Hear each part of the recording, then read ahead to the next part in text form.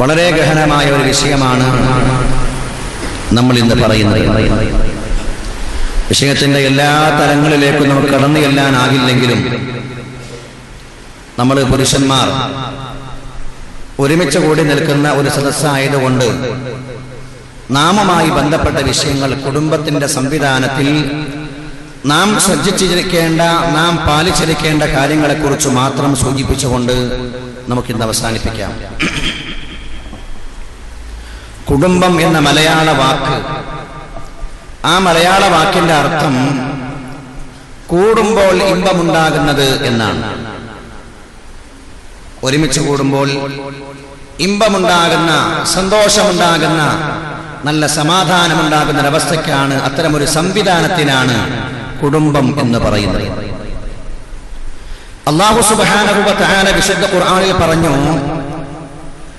അവനെ മനസ്സിലാക്കാൻ പോന്ന ലോകത്തൊരുപാട് ദൃഷ്ടാന്തങ്ങൾ പടച്ചവൻ ഭൂമിയിൽ ഒരുക്കിയിട്ടുണ്ട്. അള്ളാഹുവിനെ മനസ്സിലാക്കാൻ പോന്ന വലിയ വലിയ ആയത്തുകൾ, ആകാശം, സൂര്യൻ, ചന്ദ്രൻ തുടങ്ങി ഒട്ടനവധി അത്ഭുതങ്ങൾ, ആയാത്തുകൾ പടച്ചവൻ ആകാശഭൂമികളിൽ ഒരുക്കിയിട്ടുണ്ട്, ഈ പ്രപഞ്ചത്തിൽ ഒരുക്കിയിട്ടുണ്ട്. അതേപോലെ അല്ലാഹു തആല പറയുന്നു, അവനെ മനസ്സിലാക്കാൻ പോകുന്ന പ്രധാനപ്പെട്ട ആയത്താണ്, തെളിവാണ്. وَمِنْ آيَاتِهِ أَنْ خَلَقَ لَكُم مِّنْ أَنفُسِكُمْ أَزْوَاجًا لِتَسْكُنُوا إِلَيْهَا وَجَعَلَ بَيْنَكُم مَّوَدَّةً وَرَحْمَةً وَمِنْ آيَاتِهِ അല്ലാഹു ഭൂമി ലോകത്തെ സംവിധാനിച്ചു വെച്ച, അല്ലാഹുവിനെ മനസ്സിലാക്കാൻ പോകുന്ന ദൃഷ്ടാന്തങ്ങളിൽ പെട്ടതാണ് അൻ ഖലഖ ലക്കും, നിങ്ങൾക്ക് വേണ്ടി അവൻ സൃഷ്ടിച്ചു എന്നുള്ളത്. മിൻ അൻഫുസിക്കും, നിങ്ങളിൽ നിന്ന് തന്നെ നിങ്ങൾക്ക് വേണ്ട ഇണകളെ, അസ്വാജൻ, ഇണകളെ സൃഷ്ടിച്ചു എന്നുള്ളത് അല്ലാഹുവിനെ മനസ്സിലാക്കാൻ പോകുന്ന ദൃഷ്ടാന്തങ്ങളിൽ പെട്ടതാണ് എന്ന് വിശുദ്ധ ഖുർആൻ. അല്ലാഹുവിനെ മനസ്സിലാക്കാൻ പോകുന്ന പ്രധാനപ്പെട്ട ഒരു തെളിവാണ്, ആയത്താണ്, നിങ്ങൾക്ക് വേണ്ടി ഇണകളെ സൃഷ്ടിച്ചു എന്നുള്ളത്. പ്രിയമുള്ള മുഅ്മിനീങ്ങളെ, അല്ലാഹുവിനെ മനസ്സിലാക്കാൻ പോകുന്ന ഒരു ദൃഷ്ടാന്തമായിട്ട് എങ്ങനെയാണ് ഈ സംവിധാനം മാറുക? എങ്ങനെയാണ് റബ്ബിനെ മനസ്സിലാക്കാൻ പോകുന്ന ഒരു തെളിവായി നമ്മുടെ ഈ കുടുംബ സംവിധാനം, അല്ലെങ്കിൽ ഭാര്യ ഭർത്തൃ ബന്ധമെന്ന് പറയുന്ന ഇണസമ്പ്രദായം എങ്ങനെയാ മാറുക? അസ്വാജൻ, സൗജ് എന്ന അറബി വാക്കിന്റെ ബഹുവചനമാണ് അസ്വാജ്. മലയാളത്തിൽ ഒരു പക്ഷേ പല അർത്ഥങ്ങൾ നമ്മൾ കൊടുക്കും. നമ്മൾ മാക്സിമം കൊടുത്താൽ ഇണ എന്ന് പറയുന്ന അർത്ഥം കൊടുക്കും. ഇണ, ഭാര്യ, ഭർത്താവ്, ഇണ എന്നൊക്കെ സൗജ് എന്ന വാക്കിന്റെ അർത്ഥപരിധിയിൽ വരുന്നതാണ്. പക്ഷേ അതൊന്നുമല്ല ഖുർആൻ, ഇസ്ലാം സങ്കല്പിച്ചിരിക്കുന്ന, ഇസ്ലാം മുന്നോട്ട് വെച്ചിരിക്കുന്ന സൗജ് എന്ന വാക്കിന്റെ അർത്ഥപരിധിയിൽ വരുന്ന ആശയം ഇത്രയൊന്നുമല്ല. വേണമെങ്കിൽ നമുക്ക് സൗജ് എന്ന വാക്കിന് ഇംഗ്ലീഷിൽ കൊടുക്കാവുന്ന നല്ലൊരു അർത്ഥമുണ്ട്, ദ സോൾമേറ്റ്. മലയാളത്തിൽ വേണമെങ്കിൽ നമുക്ക് സോൾ എന്ന് പറഞ്ഞാൽ മനുഷ്യന്റെ പ്രാണൻ, അവന്റെ ആത്മാവ്, പ്രാണസഖി എന്നൊക്കെ പറയാവുന്ന രീതിയിൽ നമ്മുടെ ആത്മാവുമായി, ശരീരവുമായിട്ട് മാത്രമല്ല, ആത്മാവുമായി ആത്മബന്ധം പുലർത്തുന്ന ഒരു സംവിധാനത്തെ കുറിച്ചാണ് ഇസ്ലാം സൗജ് എന്ന അറബി വാക്ക് പ്രയോഗിച്ചിരിക്കുന്നത്. അത്തരത്തിലുള്ള ഒരു ബന്ധമായി നമുക്കുള്ള ജീവിതം മാറിയാൽ, കുടുംബജീവിതം മാറിയാൽ, വമിൻ ആയാതിഹി, അല്ലാഹുവിനെ മനസ്സിലാക്കാൻ പോകുന്ന തെളിവ് തന്നെയാണ്. അങ്ങനെ ആയി മാറണം. വമിൻ ആയാതിഹി അൻ ഖലഖ ലക്കും മിൻ അൻഫുസികും അസ്വാജാ, എന്താണ് ഇതിന്റെ ഉദ്ദേശം? ലിതസ്കുനൂ ഇലൈഹാ, ലിതസ്കുനൂ ഇലൈഹാ, ആ ഇണകളിലേക്ക് നിങ്ങൾ സമാധാനം പറയാൻ വേണ്ടി, അവരിൽ നിന്ന് പൂർണ്ണമായ സുകൂൻ, മനസ്സമാധാനം കിട്ടാൻ വേണ്ടി. ഭാര്യയാണെങ്കിൽ ഭർത്താവിൽ നിന്ന്, ഇനി ഭർത്താവാണെങ്കിൽ ഭാര്യയിൽ നിന്ന് പൂർണ്ണമായ സമാധാനം കിട്ടാൻ വേണ്ടിയാണ് അല്ലാഹു സുബ്ഹാനഹു വ തആല ഇണകൾ എന്ന് പറയുന്ന സംവിധാനത്തെ നിങ്ങൾ ഉണ്ടാക്കിയിട്ടുള്ളത്. വജഅല ബൈനകും മവദ്ദതൻ വറഹ്മ, നിങ്ങൾക്കിടയിൽ പടച്ചവൻ കാരുണ്യത്തെയും ആർദ്രതയെയും പടച്ചവൻ നിക്ഷിപ്തമാക്കുകയും ചെയ്തു. അല്ലാഹുവിന്റെ ദാനമാണ്. നമ്മൾ മുമ്പേ പരിചയമുള്ളവരല്ല. കല്യാണം കഴിക്കാൻ പ്രായമായ സമയത്ത്, കല്യാണം കഴിക്കാൻ പ്രായമുള്ള ഒരു പെണ്ണുണ്ടോ എന്ന് അന്വേഷിച്ചുകൊണ്ട് നാം നടന്നു. ആ ഇടയ്ക്ക് ഏതോ കുടുംബത്തിൽ നിന്ന് അത്തരമൊരു പെണ്ണുണ്ടെന്ന് കേട്ടു. നമ്മൾ പോയി കണ്ടു, നമ്മൾ ഇഷ്ടപ്പെട്ടു, ആവാം തീരുമാനിച്ചു, കല്യാണം നിശ്ചയിച്ചു. കല്യാണം നിശ്ചയിച്ച് നിക്കാഹ് കഴിഞ്ഞ് അറയിൽ കൂടുന്നതോടുകൂടെ പിന്നെ എന്തൊന്നില്ലാത്ത ഒരു മാനസിക ബന്ധമാണ്. എവിടെ നിന്നാണ് ഈ സ്നേഹമുണ്ടായത്? മുൻപരിചയമുള്ളവരല്ലോ, നേരത്തെ അറിയുന്ന ആളുകളല്ല. ആരാണ് നമ്മുടെ മനസ്സുകൾക്കിടയിൽ ഈ സ്നേഹവും ആർദ്രതയും ഇട്ടുതന്നത്? അല്ലാഹുവാണ് ഈ സ്നേഹത്തിന്റെയും കാരുണ്യത്തിന്റെയും നമ്മുടെ ഖൽബുകളിൽ നിക്ഷിപ്തമാക്കിയത് എന്ന് വിശുദ്ധ ഖുർആൻ. അല്ലാഹു തആല ഭൂമി ലോകത്ത് സംവിധാനിച്ച ഏറ്റവും വലിയൊരു സംവിധാനം തന്നെയാണ് ഇണസമ്പ്രദായം, ഭാര്യ ഭർത്തൃ ബന്ധം എന്ന് പറയുന്ന മനുഷ്യരായ നമുക്കിടയിലുള്ള ഈ ഒരു ജീവിത രീതി. മനുഷ്യരിൽ മാത്രമല്ല അല്ലാഹു തആല അസ്വാജിനെ സൃഷ്ടിച്ചത്. സൂറത്ത് യാസീൻ പറയുന്നുണ്ട്, ലോകത്തെ എല്ലാ വസ്തുക്കളിലും മിക്ക വസ്തുക്കളിലും അല്ലാഹു തആല ഇണസമ്പ്രദായം ഉണ്ടാക്കിയിട്ടുണ്ട്. ഖിയാമത്ത് നാൾ വരെ നിലനിൽക്കണമെന്ന് പടച്ചവൻ ആഗ്രഹിക്കുന്ന എല്ലാ വസ്തുക്കളിലും അല്ലാഹു തആല സൗജകളെ, ഇണകളെ നിശ്ചയിച്ചിട്ടുണ്ട്. നേരെ മറിച്ച് സൂര്യൻ ഒന്ന് മാത്രമേ ഉള്ളൂ, അതിന് ഇണയില്ല. ചന്ദ്രൻ, അതിന് ഇണയുടെ ആവശ്യമില്ല. ഒന്ന് മാത്രമായി പടച്ചവൻ ഖിയാമത്ത് നാൾ വരെ നിശ്ചിതമാക്കിയതാണ്. സുബ്ഹാനല്ലദീ ഖലഖൽ അസ്വാജ കുല്ലഹാ മിമ്മാ തുൻബിതുൽ അർള് വമിൻ അൻഫുസിഹിം വമിമ്മാ ലാ യഅലമൂൻ. സുബ്ഹാനല്ലാഹ്, അല്ലാഹുവിന്റെ പരിശുദ്ധിയെ ഞാൻ പ്രകീർത്തിക്കുകയാണ്. ഖലഖൽ അസ്വാജ്, ഇണകളെ അവൻ സൃഷ്ടിച്ചിരിക്കുന്നു. മിമ്മാ തുൻബിതുൽ അർള്, ഭൂമിയിൽ മുളച്ചു പൊന്തുന്ന ചെടികളിൽ പടച്ചവൻ ഇണകളെ സൃഷ്ടിച്ചിരിക്കുന്നു. ഭൂമിയിൽ മുളച്ചു പൊന്തുന്ന ചെടികളിൽ പോലും പടച്ചവൻ ഇണകളെ സൃഷ്ടിച്ചു. എങ്കിൽ മാത്രമേ ചെടികൾ മുളക്കുന്ന അവസ്ഥയുണ്ടാവുകയുള്ളൂ. ഒരു ചെടിയിൽ നിന്ന്, ഒരു ചെടിയുടെ പൂവിൽ നിന്ന് പരാഗണം നടക്കുമ്പോഴാണ് അടുത്ത ചെടിയും അതുപോലെയുള്ള സസ്യങ്ങളും ഭൂമി ലോകത്തുണ്ടാകുന്നത്. ചെടികളിൽ മുളച്ചു പൊന്തുന്ന വസ്തുക്കളിൽ പോലും അല്ലാഹു ഇണകളെ സൃഷ്ടിച്ചു. അവരിൽ തന്നെയും പടച്ചവൻ, മനുഷ്യരിൽ തന്നെയും പടച്ചവൻ ഇണകളെ സൃഷ്ടിച്ചു. മനുഷ്യനറിയാത്ത പല രീതിയിലും പല വസ്തുക്കളിലും അല്ലാഹു തആല ഇണകളെ സൃഷ്ടിച്ചിട്ടുണ്ട്. ഈ അസ്വാജ്, സൗജ് എന്ന് പറയുന്ന സംവിധാനത്തിലാണ് അല്ലാഹു ലോകത്തിന്റെ നിലനിൽപ്പിന് വേണ്ടിയുള്ള വഴി തെരഞ്ഞെടുത്തിട്ടുള്ളത്. പക്ഷേ മനുഷ്യരുടെ ഇണസമ്പ്രദായം അതാണല്ലോ കുടുംബത്തിന്റെ അടിത്തറ. സൊസൈറ്റിയുടെ, സമൂഹത്തിന്റെ ഏറ്റവും പ്രധാനപ്പെട്ട ഭാഗം എന്ന് പറയുന്നത്, ഏറ്റവും പ്രധാനപ്പെട്ട ഒരു കോമ്പൗണ്ട് എന്ന് പറയുന്നത് കുടുംബമാണ്. കുടുംബത്തിലെ ഏറ്റവും പ്രധാനപ്പെട്ട ഭാഗം ഓരോ വ്യക്തിയുമാണ്. അതുകൊണ്ട് ആദ്യം വ്യക്തി നന്നാവണം, കുടുംബം നന്നാവണം, എന്നാലേ സമൂഹം നന്നാകുകയുള്ളൂ. സമൂഹത്തിന്റെ അടിസ്ഥാനപരമായ ഒരു ഭാഗമാകുന്ന കുടുംബം, ആ കുടുംബ സംവിധാനത്തെ എങ്ങനെ നന്നാക്കാം, എങ്ങനെ മുന്നോട്ട് കൊണ്ടുപോകണമെന്ന് അല്ലാഹുവിന്റെ പ്രവാചകൻ നബി മുഹമ്മദ് മുസ്തഫ ഉമ്മത്താകുന്ന നമ്മെ പഠിപ്പിച്ചിട്ടുണ്ട്. അവിടെ പാലിച്ചിരിക്കേണ്ട മര്യാദകൾ, സൂക്ഷിച്ചിരിക്കേണ്ട സൂക്ഷ്മതകൾ വിശുദ്ധതയിൽ കർശനമായി ഉമ്മത്തിനെ ഉത്ബോധിപ്പിച്ചിട്ടുണ്ട്. വളരെ ഗൗരവതരമായ വിഷയമാണ്. പക്ഷെ ഇന്നത്തെ സംവിധാനത്തിൽ ഒരുപക്ഷെ കല്യാണം കഴിഞ്ഞ ആദ്യ നാളുകളിലൊക്കെ ഒരു സ്നേഹമൊക്കെ ഉണ്ടാവും, അല്ലെ? ആദ്യ നാളുകളിലൊക്കെ കുഴപ്പമൊന്നും ഉണ്ടാവില്ല. കാറും വിളിച്ച് രണ്ടാൾ ഒന്നിച്ച് കാറിൽ തന്നെ പോകുന്നു, ഒരേ സീറ്റിലിരിക്കുന്നു. അഥവാ ബസ്സിന് പോകുന്ന അത്രയൊന്നും സാമ്പത്തിക ശേഷിയില്ലാത്ത ഇണകളാണെങ്കിൽ തന്നെ ബസ്സിന് പോവുകയാണെങ്കിൽ രണ്ടാൾ ഒന്നിച്ച് ബസ്സിന്റെ മുൻ ഡോറിലൂടെ കയറുള്ളൂ. രണ്ടാൾ ഒന്നിച്ച്. കണ്ടക്ടർ പറയും ആണുങ്ങൾ ബാക്കിലാണ്, എന്നാൽ ഒന്നിച്ചേ കയറുള്ളൂ. 2 മാസം കഴിഞ്ഞാൽ പിന്നെ ഓളോട് മുന്നിൽ കയറാൻ വേണ്ടി പറയും, ഓൻ ബാക്കിലും കയറും. ഒരേ സീറ്റിലാവില്ല, രണ്ട് സീറ്റില്. ഒരു 6 മാസം കഴിഞ്ഞാൽ പറയും, നീ 9 മണിയുടെ ബസ്സിന് പോയിക്കോ, 9:30 ഞാൻ വരാം. അടുക്കുംതോറും അകന്നിടുന്ന ഒരു സാഹചര്യമാണ് നമ്മുടെ കുടുംബ സംവിധാനങ്ങളിൽ കണ്ടുകൊണ്ടിരിക്കുന്നത്. കുടുംബ ശൈഥില്യങ്ങൾ വർദ്ധിച്ചുകൊണ്ടിരിക്കുകയാണ്. എന്തുകൊണ്ട് എന്ന് നാം അന്വേഷിക്കണം, നാം അതിന്റെ കാരണം കണ്ടുപിടിക്കണം. അല്ലാഹുവിന്റെ പ്രവാചകൻ നബി മുഹമ്മദ് മുസ്തഫ സല്ലല്ലാഹു അലൈഹി വസല്ലം നമ്മളോട് പഠിപ്പിച്ചിരിക്കുന്ന മര്യാദകളും അതിന്റെ കൃത്യമായ ബാധ്യതകളും നിർവഹിക്കാതിരിക്കുമ്പോഴാണ് ഇത്തരത്തിലെ അപജയങ്ങളും അപകടങ്ങളും നമ്മുടെ കുടുംബ സംവിധാനങ്ങൾ നിലകൊള്ളുന്നതെന്ന് നാം മനസ്സിലാക്കണം. കുടുംബം എന്ന് പറയുന്ന ആ കുടുംബത്തിന്റെ അടിസ്ഥാന ശിലയിടുന്ന ഏർപ്പാടാണ് നിക്കാഹ്. വിവാഹത്തിന് വേണ്ടിയുള്ള അടിസ്ഥാന ശിലയാണ്, കുടുംബത്തിന്റെ അടിക്കല്ലാണ്, അതിന്റെ ഫൗണ്ടേഷൻ സ്റ്റോണാണ് പ്രിയമുള്ളവരെ നിക്കാഹ് എന്ന് പറയുന്നത്.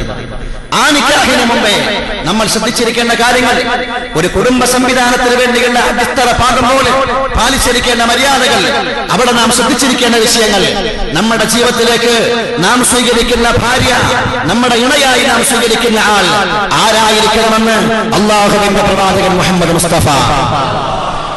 നിക്കാഹിന്റെ ഖുതുബകളിലെല്ലാം നമ്മൾ കേൾക്കുന്ന ഒരു ഹദീസ് ഉണ്ട്, തുൻകഹുൽ മർഅതു ലിഅർബഇൻ ലിമാലിഹാ വലിഹസബിഹാ വലിജമാലിഹാ വലിദീനിഹാ ഫൾഫർ ബിദാത്തിദ്ദീൻ. തുൻകഹുൽ മർഅതു, സ്ത്രീകൾ വിവാഹം ചെയ്യപ്പെടാറുണ്ട്, നിക്കാഹ് നടക്കാറുണ്ട്. ചെയ്യണം എന്നല്ല, നിക്കാഹ് ചെയ്യണമെന്നല്ല, കാനത്ത് ആദത്തുൽ അറബ് എന്ന മുഹദ്ദിസീങ്ങൾ അതിനെ വിശദീകരിച്ചിട്ടുണ്ട്. അങ്ങനെയാണ് പതിവ്, ജനങ്ങൾ അങ്ങനെയാണ് ചെയ്യാറുള്ളത്. തുൻകഹുൽ മർഅതു, സ്ത്രീ വിവാഹം ചെയ്യപ്പെടും ലിഅർബഇൻ, 4 കാര്യങ്ങൾക്ക് വേണ്ടി. 4 കാര്യങ്ങൾ നോക്കിയിട്ട് ഒരു പെണ്ണിനെ നിക്കാഹ് ചെയ്യാറുണ്ട്. എന്തൊക്കെയാ? ലിമാലിഹാ, അവരുടെ സമ്പത്ത് നോക്കും, സാമ്പത്തിക ശേഷിയുള്ളവളാണോ എന്ന് നോക്കും.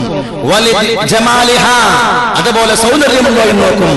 വലിനസബിഹാ, തറവാട്, അവരുടെ തറവാട് ഏതാണ്, പാരമ്പര്യമായി നല്ല പേരുള്ള തറവാടാണോ നോക്കും. വലിദീനിഹാ, മതബോധവും നോക്കും. ഇതൊക്കെ സാധാരണ നോക്കാറുണ്ട്. നിങ്ങൾ നോക്കണം എന്നല്ല, നോക്കണമെന്ന് പറഞ്ഞ വിഷയം എന്താ? മുഹമ്മദ് റസൂലുള്ളാഹ് സല്ലല്ലാഹു അലൈഹി വസല്ലം ഫൾഫർ ബിദാത്തിദ്ദീൻ, മതബോധമുള്ളവളെ കൊണ്ട് നീ വിജയിക്കണം. നീ സെലക്ട് ചെയ്യണമെന്ന് പോലല്ല പറഞ്ഞത്.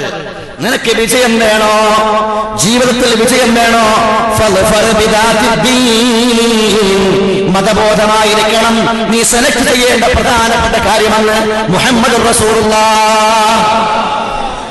4 നോക്കണം എന്നല്ല പ്രിയമുള്ളവരെ ദീൻ പഠിപ്പിച്ചത്. കാഴ്ചപ്പാടാണ് ജാഹിലിയ്യത്തിൽ. അവർക്ക് ദേഷ്യം വരികയാണ്.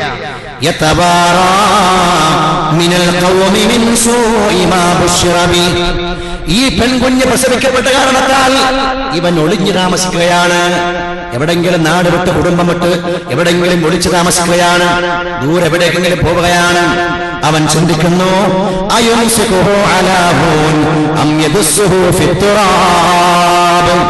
രണ്ടാമൊരു കാര്യം ചെയ്യണം. ഒന്നുകിൽ ജനങ്ങൾക്കിടയിലുള്ള പേരും പെരുമയും നോക്കാതെ, അഭിമാനം നോക്കാതെ ഈ മോളെ ഞാൻ വളർത്തിക്കൊണ്ടുവരണം.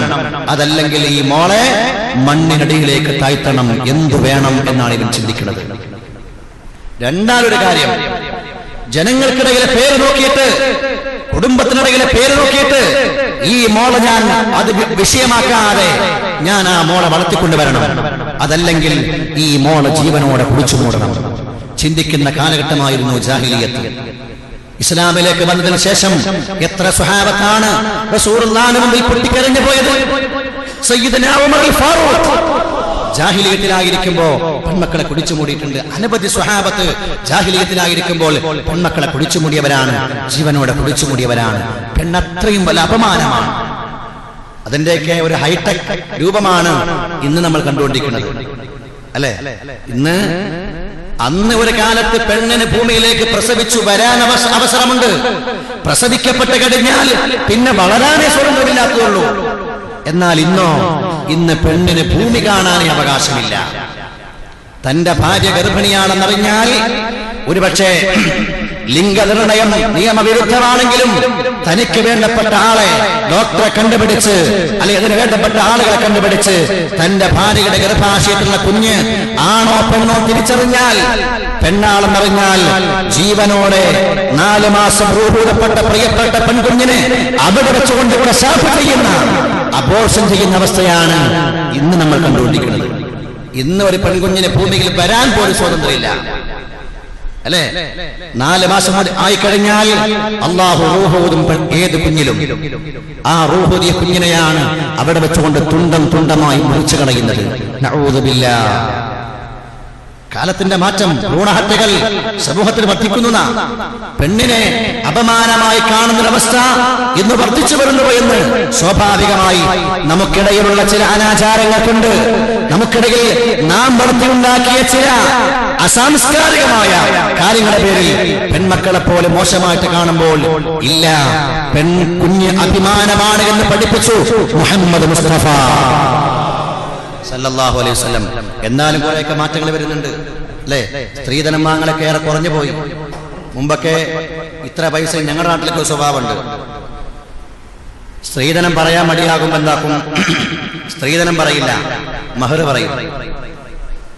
മഹർ പറയും. അതായത് ഇത്ര പവൻ മഹർ വേണമെന്ന് പറഞ്ഞാൽ അതിനർത്ഥം ഉദാഹരണം 5 പവൻ മഹർ വേണമെന്ന് പറഞ്ഞാൽ അതിനർത്ഥം 50 പവൻ സ്ത്രീധനം സ്വർണം വേണമെന്നാണ്. അങ്ങനെ കണക്കാക്കുക. 10 പവൻ മഹർ കൊടുക്കാന്ന് പറഞ്ഞാൽ 100 പവൻ സ്ത്രീധനം വേണം, സ്വർണം വേണമെന്നാണ് കണക്ക്. എന്നാൽ ഇന്നൊക്കെ അൽഹംദുലില്ലാഹ് കുറെയൊക്കെ നല്ല മതപരമായ ബോധത്തിന്റെ പശ്ചാത്തലത്തിൽ ഈ സംസ്കാരങ്ങളൊക്കെ ഒഴിഞ്ഞു പോകുന്ന പൈസയും അതുപോലെ ചോദിക്കലുമൊക്കെ കുറഞ്ഞു പോയി നല്ല പെൺമക്കൾക്ക് വേണ്ടി നെട്ടോട്ടമോടുന്ന അവസ്ഥ പലപ്പോഴും കാണാറുണ്ട്. അൽഹംദുലില്ലാഹ് ശുഭോദർക്കമാണ്. അള്ളാഹു നമ്മുടെ മക്കളെ യുവതലമുറയെ നന്നാക്കുമാറാകട്ടെ, ബോധം നൽകുമാറാവട്ടെ. നല്ല മക്കളെ കിട്ടാൻ ഏറെ പ്രയാസമുള്ള കാലമായി. ഞാൻ പറഞ്ഞുകൊണ്ടുവന്ന വിഷയം വിശുദ്ധമായ ദീനുൽ ഇസ്ലാം റസൂൽ വരുന്ന കാലഘട്ടം പെൺകുഞ്ഞാണെന്നറിഞ്ഞാൽ ജീവനോടെ കുടിച്ചുമൂടിയ കാലഘട്ടം. അപമാനം സഹിച്ചുകൊണ്ട് മോളെ വളർത്താൻ തയ്യാറല്ലാതെ ആ പിറന്നു വീണ കുഞ്ഞിനെ ജീവനോടെ മണ്ണിനടിയിലേക്ക് വെക്കുന്ന, ജീവനോടെ കുടിച്ചുമൂടുന്ന കാലഘട്ടം. ആ കാലത്തേക്ക് വന്ന് റസൂലുള്ളാഹി വന്നിട്ട് പറഞ്ഞു, മൻ കാനത ലഹു ഉൻസാ, ആർക്കെങ്കിലും ഒരു പെൺകുഞ്ഞുണ്ടായി, ഫലം യഇദ്ഹാ, ആ മോളെ കുടിച്ചു മൂടിയില്ല, വലം യുഹിൻഹാ, ആ മോളെ നിസ്സാരമായി കണ്ടുകൊണ്ടില്ല, അപമാനമാണ് എന്ന് മോളെക്കുറിച്ച് ചിന്തിച്ചതുമില്ല, വലം യൂസിർ വലദഹു അലൈഹാ, തന്റെ ആൺമക്കൾക്ക് പെൺമക്കളെക്കാൾ വില കൊടുത്തതുമില്ല. ആൺകുട്ടികളല്ലേ, അവരല്ലേ ഇങ്ങോട്ട് കൊണ്ടുവരുന്ന ആളുകൾ. പെണ്ണ് ആർക്കോ പോകേണ്ടത്, ആരാൻ്റത് എന്ന് പറഞ്ഞുകൊണ്ട് പെണ്ണിനെ തരം താഴ്ത്തി കണ്ടതുമില്ല. കാണാതിരുന്നാൽ അദ്ഖലഹുല്ലാഹുൽ ജന്ന, ഈ കാരണമായി പടച്ചവൻ അവനെ സ്വർഗ്ഗത്തിലേക്ക് പറഞ്ഞുവിടുമെന്ന് മുഹമ്മദ് മുസ്തഫ. പെണ്ണിനെ കുടിച്ചുമൂടിയ ഒരു നൂറ്റാണ്ടിൽ വന്ന് റസൂൽ പഠിപ്പിക്കുക, ആർക്കെങ്കിലും പെൺകുഞ്ഞുണ്ടായിട്ട് ആ പെൺകുഞ്ഞിനെ കുടിച്ചുമൂടാതെ അവളെ മോശമായി കാണാതെ മറ്റ് ആൺമക്കൾക്ക് ഈ പെൺകുഞ്ഞിനേക്കാൾ സ്ഥാനം കൊടുക്കാതെ വളർത്തിയാൽ അതുവഴിയായി തന്നെ അവർക്ക് സ്വർഗമുണ്ട്. മറ്റൊരു ഹദീസിൽ കാണാം, മൻ ആല ജാരിയതൈൻ, 2 പെൺമക്കൾ ആരെങ്കിലും പരിപാലിച്ചാൽ, അവരെ പോറ്റിയാൽ, ഹത്താ തബ്ലുവ, അവർക്ക് പ്രായമാകുവോളം, പ്രായപൂർത്തിയാകുവോളം വളർത്തിയാൽ, ദഖൽതു അന വഹുവ ഫിൽ ജന്ന കഹാതൈൻ, അവനും ഞാനും സ്വർഗ്ഗത്തിലായിരിക്കും. കഹാതൈൻ, 2 വിരൽ ഉയർത്തിപ്പിടിച്ചുകൊണ്ട് റസൂൽ പറയുന്നു, ഇതുപോലെ ഈ 2 വിരലുകൾ എത്ര അടുപ്പത്തിലാണോ ഇടയിൽ യാതൊരു മറയുമില്ല, ഇതേപോലെ അവനും ഞാനും തമ്മിൽ അടുപ്പത്തിലായിരിക്കുമെന്ന്, സ്വർഗ്ഗത്തിലായിരിക്കുമെന്ന് മുഹമ്മദ് റസൂലുള്ളാഹ്.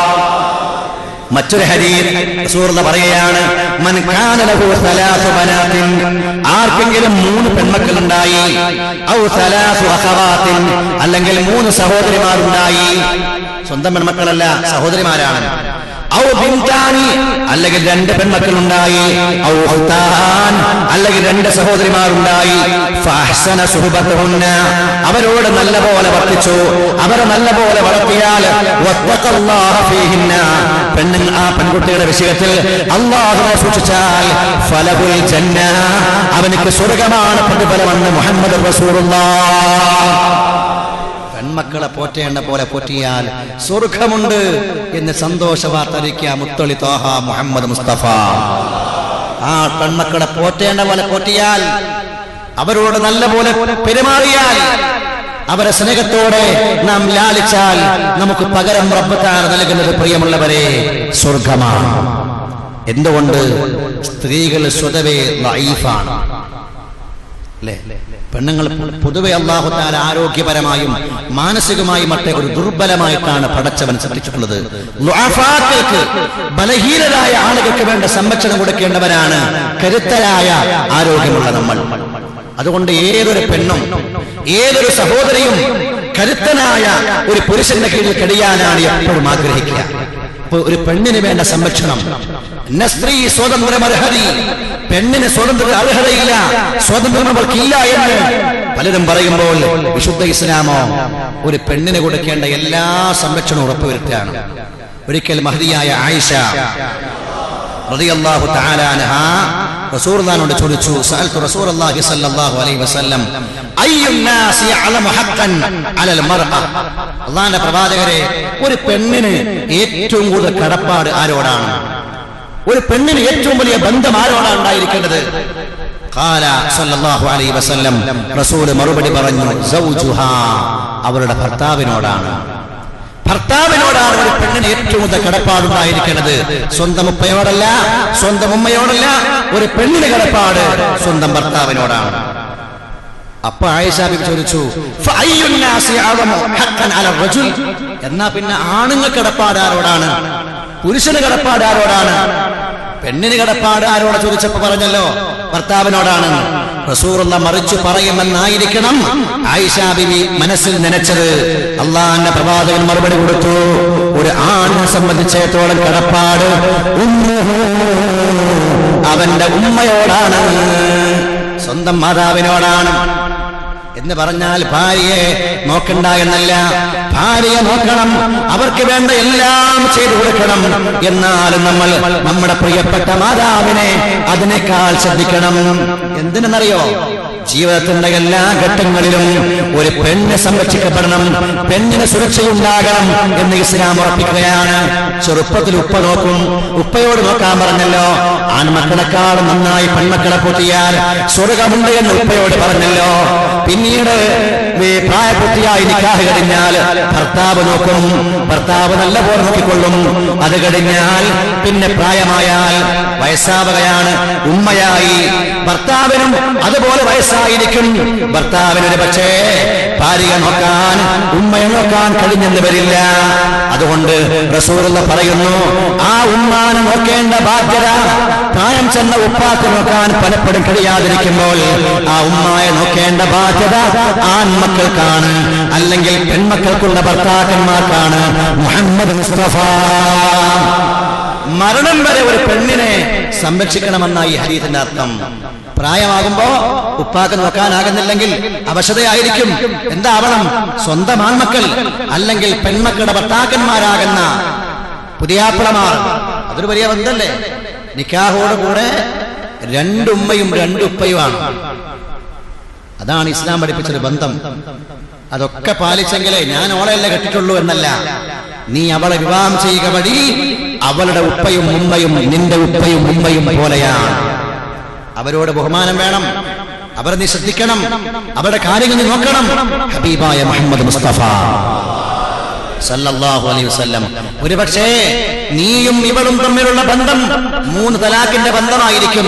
നിനക്ക് വേണ്ടായെങ്കിൽ അവളെ തലാഖ് ചെല്ലാം. തലാഖ് ചെല്ലിയാലും ഈ അവളുടെ ഉപ്പയും ഉമ്മയുമായിട്ടുള്ള ബന്ധം പോകുന്നില്ല. അത്ര വലിയ ബന്ധ. അതുകൊണ്ട് ജീവിതത്തിൽ വിവാഹം കഴിയുന്നതോടുകൂടെ, നിക്കാഹ് കഴിയുന്നതോടുകൂടെ നമ്മുടെ ബന്ധങ്ങൾ ഒന്നുകൂടി ശക്തമാവുകയാണ്. ഈ ബന്ധങ്ങളെല്ലാം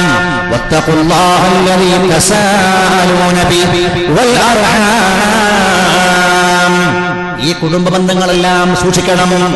ഇതിലൊക്കെ സൂക്ഷ്മത വേണം. അങ്ങനെ സൂക്ഷിച്ചെങ്കിൽ മാത്രമാണ് പടച്ചവൻ നിങ്ങളെ നിരീക്ഷിക്കുന്നുണ്ട്, അള്ളാഹു നോക്കുന്നുണ്ട്, എത്രമാത്രം സൂക്ഷ്മത കാണിക്കുന്നുണ്ട്, എത്രമാത്രം നിങ്ങൾ ആ വിഷയത്തിൽ ശ്രദ്ധ കാണിക്കുന്നുണ്ട് എന്ന് അള്ളാഹു പരിശോധിക്കുമെന്ന്, നിരീക്ഷിക്കുമെന്ന് വിശുദ്ധ ഖുർആൻ.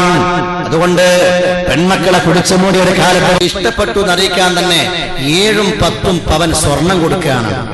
ഞങ്ങൾ പാവങ്ങളായ ആണുങ്ങൾക്ക് പെണ്ണ് കെട്ടണ്ടേ? ഞങ്ങളുടെ മക്കൾ കല്യാണം കഴിക്കാനില്ലേ? അതുകൊണ്ട് ഈ ദുരാചാരം വളർന്നു വന്നാൽ ഇഷ്ടപ്പെട്ടു എന്നറിയിക്കാൻ വേണ്ടി തന്നെ ഇത്ര കൂടെ സ്വർണം, അതിനെക്കുറിച്ച് നന്നായിട്ട് പറയണം. അങ്ങനെ എനിക്ക് കിട്ടാവുന്ന വേദികളിലൊക്കെ നിക്കാഹിന്റെ സദസ്സിലൊക്കെ ഞാൻ പറഞ്ഞു. ഏകദേശം 2 വർഷം കഴിഞ്ഞപ്പോ ഇതേ യുവാക്കൾ വന്നു, പടച്ചോൻ ഉസ്താദേ നിങ്ങൾ അതിന് പറഞ്ഞാലും പറഞ്ഞില്ലെങ്കിലും കുഴപ്പമില്ല, പറഞ്ഞാൽ നല്ല തന്നെ, എന്നാലും അതിനേക്കാളും പറയേണ്ട മറ്റൊരു വിഷയമുണ്ട്. എന്തേ? പെണ്ണ് കാണാൻ വരുമ്പോ തന്നെ ചെക്കന് വരുന്നത് ഒരു മൊബൈലും സിമ്മും എടുത്തിട്ടാണ്. നല്ലൊരു മൊബൈലും സിമ്മും. പെണ്ണ് കണ്ട് ഇഷ്ടപ്പെട്ട് കഴിഞ്ഞാൽ കൊടുത്തു, സമ്മാനം അവിടെ കൊടുത്തു, ഗിഫ്റ്റ് അവിടെ കൊടുത്തു. കച്ചവടം ഉറപ്പിക്കാണ്ട് അറ എത്ര വലിപ്പം വേണം, ഇവിടെ അങ്ങനെയല്ലല്ലേ? എങ്ങനെയായിരിക്കും, എത്ര സ്ഥലം വേണം, എന്തൊക്കെ വേണം, റോഡ് വെക്കുന്ന സ്ഥലം വേണോ വേണ്ടതൊക്കെ തീരുമാനിച്ചിട്ട് വേണം. കച്ചവടം ഉറപ്പിക്കാണ്ട്, കച്ചവടല്ലേ ഉറപ്പിക്കാനുണ്ട്. അതിനു മുമ്പേ മൊബൈൽ കൊടുത്ത സംസാരമാണ്. ഒരുപക്ഷെ അവൻ ദുബൈയിലെ ഒരു കമ്പനിയിൽ ജോലിക്കാരനായിരിക്കും. പെൺകുട്ടിക്ക് 17 വയസ്സേ ആയുള്ളൂ. എൻഗേജ്മെന്റ് കഴിഞ്ഞിട്ട് പോവാ. പ്രാവശ്യം വന്ന് പെണ്ണ് തെരഞ്ഞ് ഒരുപാട് കഴിഞ്ഞിട്ടാണ് പോകാൻ നേരത്തെ ഒന്ന് സെറ്റായത്. ഏതായാലും പറഞ്ഞുറപ്പിച്ച് എൻഗേജ്മെന്റ് കഴിഞ്ഞിട്ട് നിക്കാഹ് കഴിക്കാതെ പോവാ. പോയി കഴിഞ്ഞാൽ പിന്നെ ഒരു വർഷം പറയേണ്ട ആവശ്യമില്ല. വിളിയോട് വിളി, സംസാരത്തോട് സംസാരം. ഉപ്പയും ഉമ്മയും പറയും മോളോട്, ഒന്ന് നിനക്ക് ഫോൺ വെക്കാൻ പോലും നേരമില്ലല്ലോ. 24 മണിക്കൂർ വിളി തന്നെ, എപ്പോഴും സംസാരം തന്നെ. ഇനി അവിഹിതമായ ഒരു ഫോൺ വന്നാൽ നമുക്ക് തിരിയില്ലല്ലോ. എന്തുകൊണ്ട്? മുമ്പ് ലാൻഡ് ഫോൺ ആയിരുന്നു, ആരെങ്കിലും വിളിച്ച ചോദിക്കായിരുന്നു ആരാണ്. ഇപ്പോ സ്വന്തം മൊബൈൽ ഓൺ കൊടുത്തു പോയതാണ്. നമ്മൾ വിചാരിക്കും ഓനായിരിക്കും. +2 പഠിക്കുമ്പോഴുള്ള വേറെ ബന്ധമായിരിക്കും വിളിക്കുന്നുണ്ടാവുക. ഏതായിരുന്നാലും ഒരു കൊല്ലം വിളിയോട് വിളി, ഭയങ്കര സംസാരം. അടുത്ത വർഷം ലീവിന് വരുന്നു. 18 വയസ്സാകുമ്പോൾ നിക്കാഹ് കഴിയാൻ പോവാണ്. നിക്കാഹ് കഴിഞ്ഞു, ഒരു മാസം, അത് 15 ദിവസം കൂടെ എക്സ്ട്രാ എടുത്തു. 1.5 മാസം നാട്ടിൽ നിന്നു. ഓൻ ദുബൈയിലേക്ക് പിന്നെയും പോയി. ദുബൈയിലേക്ക് പോയാൽ പിന്നെ പഴയ പടി പോലെ ഫോണൊന്നുമില്ല. പിന്നെ ഓളെ മിസ്സടിക്കണം. ഒന്നടിച്ചാലും തിരിച്ചു വിളിക്കൂല, 3, 4 തിരിച്ച് വിളിക്കുകയാണ്, മിസ്സടിക്കുകയാണ്. അവസാനം വിളിച്ചിട്ട് ഫോൺ വിളിച്ചിട്ട് ചോദിക്കുകയാണ്, നീ എന്താ ഇങ്ങനെ വിളിച്ചുകൊണ്ടിരിക്കുന്നത്? മനുഷ്യവിടെ പണിയെടുക്കാൻ വേണ്ടി വന്നതാണ്. എനിക്ക് ഒഴിവുണ്ടാവുമ്പോൾ ഞാൻ അങ്ങോട്ട് വിളിക്കും. അത്യാവശ്യമുണ്ടോ ഒരു മിസ്സടിച്ച് വെച്ചോ, ഞാൻ വിളിച്ചോളാം. അവള് ചിന്തിക്കും, യാ അല്ലാ, കഴിഞ്ഞ വർഷം ഇയാൾ ഇതേ കമ്പനിയിലായിരുന്നല്ലോ. എത്ര സമയം എന്നോട് സംസാരിച്ചത്, എത്ര മണിക്കൂറാണ്. ഇപ്പൊ എന്തേ ഇങ്ങനെ, ഇപ്പോഴെന്തേ ഇങ്ങനെ ചിന്തിച്ചു പോകും. എന്റെ പക്കൽ വല്ല കുറവുമുണ്ടോ? എന്നെ ഇഷ്ടമായില്ലേ? ആ മനസ്സ് വേദനിച്ചു കൊണ്ടിരിക്കുമ്പോഴായിരിക്കും, അങ്ങനെ പ്രയാസപ്പെട്ടുകൊണ്ട് കഴിയുമ്പോഴായിരിക്കും രാത്രി 10:30 മണിക്കൊരു മിസ് കോൾ. അന്ന് മിസ് കോളേ ഉള്ളൂ. ആരാണ് ഈ നേരത്തെ തന്നെ വിളിച്ചത്? അന്ന് വിളിച്ചു നോക്കൂല. 2ാം ദിവസവും അതുപോലെ ഒരു മിസ് കോൾ. ആകാശം ഒന്നുകൂടി പഠിച്ച ആരെ എന്നെ കളിപ്പിക്കാനാണോ, എന്റെ കൂട്ടുകാരികൾ ആരെങ്കിലും ആണോ? മനസ്സിൽ ബേജാറ്. 3ാം ദിവസവും ഈ മിസ് കോൾ വന്നാൽ പിന്നെ പിടിച്ചു നോക്കുകയാണ്, ആരാണ് ഒന്നറിയാൻ, ആരാ അങ്ങേ തലക്കൽ, ഒന്ന് വിവരമറിയാൻ. വിളിച്ചു നോക്കുമ്പോൾ ഒരു ആൺ ശബ്ദമാണ്, ഒരു പുരുഷ ശബ്ദമാണ്. ചോദിച്ചു ആരാണ് എന്ന് പറയാൻ തയ്യാറല്ല, പേര് പറയാം. അതിനു മുമ്പ് നമുക്ക് ചിലർ സംസാരിക്കാമല്ലോ. അല്ല, സംസാരിക്കാൻ അവിടെ ഇരിക്കട്ടെ. അപ്പൊ ചോദിക്കുന്നു, സംസാരിച്ചാൽ എന്താ കുഴപ്പം? അന്ന് സംസാരിച്ചു, 5 മിനിറ്റ് സംസാരിച്ചു, നല്ല സംസാരം. പിറ്റേ ദിവസവും ഫോൺ കോൾ വരികയാണ്, അറ്റൻഡ് ചെയ്യുകയാണ്, സംസാരിക്കുകയാണ്. സംസാരം നീണ്ടു, അരമണിക്കൂർ സംസാരം നീണ്ടു. ദിവസങ്ങളോളം ഈ സംസാരം തുടർന്നു വരുമ്പോൾ മനസ്സിന് വല്ലാത്ത ആശ്വാസം, വല്ലാത്ത സന്തോഷം. കഴിഞ്ഞ പ്രാവശ്യം എൻഗേജ്മെന്റ് കഴിഞ്ഞു പോയിട്ട് അവൻ വിളിച്ചിരുന്നപ്പോൾ കിട്ടിയ അതുപോലെയുള്ള സന്തോഷം ഇപ്പൊ അവനിക്ക് എന്നെ ഇഷ്ടമായില്ലെന്ന് തോന്നുന്നു. ഇവനാണ് എന്നെ സ്നേഹിക്കുന്നവനെന്ന് ചിന്തിച്ചുകൊണ്ട് ഈ വിളിക്കുന്നവന്റെ കൂടെ പെൺകുട്ടി പോയാൽ അതിന്റെ ഉത്തരവാദി ആരാ? പ്രിയമുള്ളവരെ, പ്രിയമുള്ള സഹോദര, എന്റെ യുവാക്കളെ, നാമാണ് നമ്മളാ ശീലിപ്പിച്ചത്. ഒരുപാട് നേരം സംസാരിച്ച് എൻഗേജ്മെന്റ് കഴിഞ്ഞ് നിക്കാഹിന് മുമ്പേ ശീലിപ്പിച്ചു. നിക്കാഹ് കഴിഞ്ഞാലോ പഴയ പടി പോലെ സംസാരമില്ല. അപ്പോഴാ പ്രശ്നമുണ്ടാവണത്. അല്ലെങ്കിലും പ്രിയപ്പെട്ട ഭാര്യ മക്കളോട് സംസാരിക്കാൻ സമയം കാണേണ്ടവരാണ് നാം. നമ്മുടെ ഭാര്യ മക്കളോട് മനസ്സ് തുറന്ന് സംസാരിക്കാൻ സമയം കാണണം നാം. മക്കളോട് സംസാരിക്കണം, അവരുടെ കാര്യം തിരക്കണം, അവരോട് സന്തോഷം പങ്കുവെക്കണം, അവരോട് സ്നേഹം വെക്കണം. ഞാൻ പറഞ്ഞല്ലോ, സ്നേഹം കൊടുക്കണം. അപ്പോഴേ ആദരവ് തിരിച്ചു കിട്ടൂ. അല്ലാഹുവിന്റെ പ്രവാചകൻ നബി മുഹമ്മദ് മുസ്തഫ ഈ ഒരു ജീവിത വഴിയാണ് പഠിപ്പിച്ചത്. ഞാൻ പറഞ്ഞുകൊണ്ടുവന്ന വിഷയം, നിക്കാഹിന് മുമ്പ് തന്നെ ഹറാമ് കൊണ്ട് ആരംഭിച്ച് നിക്കാഹുമായി ബന്ധപ്പെട്ട വിഷയങ്ങളും വിവാഹമെല്ലാം അല്ലാഹു പൊരുത്തപ്പെടാത്ത അമലുകളായാലോ പിന്നെ എങ്ങനെ അല്ലാഹുവിന്റെ സഹായം ഉണ്ടാകാൻ, എങ്ങനെ നല്ല മക്കളുണ്ടാവാൻ? നിക്കാഹ് നടക്കുകയാണ്. നിക്കാഹ് ഗൗരവമുള്ള വിഷയമാണ്. അല്ലാഹുവിന്റെ ഹബീബ് നബി മുഹമ്മദ് മുസ്തഫ സല്ലല്ലാഹു അലൈഹി വസല്ലം ഹജ്ജത്തുൽ വിദായിൽ പോലും റസൂലുള്ളാഹിന്റെ യാത്ര പറയുന്ന ഫെയർവെൽ പിൽഗ്രിമേജ്, റസൂലുള്ളാഹിന്റെ യാത്ര ചോദിക്കുന്ന ഹജ്ജ്, ആ ഹജ്ജിന്റെ വേളയിൽ പോലും അറഫാത്തിന്റെ ജബലുർ റഹ്മയുടെ ചെലവിൽ നിന്നുകൊണ്ട് റസൂലുള്ളാഹി ഒരുപാട് കാര്യങ്ങൾ പ്രഖ്യാപിക്കുന്നുണ്ട്, ഒരുപാട് കാര്യങ്ങൾ പറയുന്നുണ്ട്. ആ കാര്യത്തിൽ പറഞ്ഞ ഒരു പ്രധാനപ്പെട്ട വിഷയമാണ്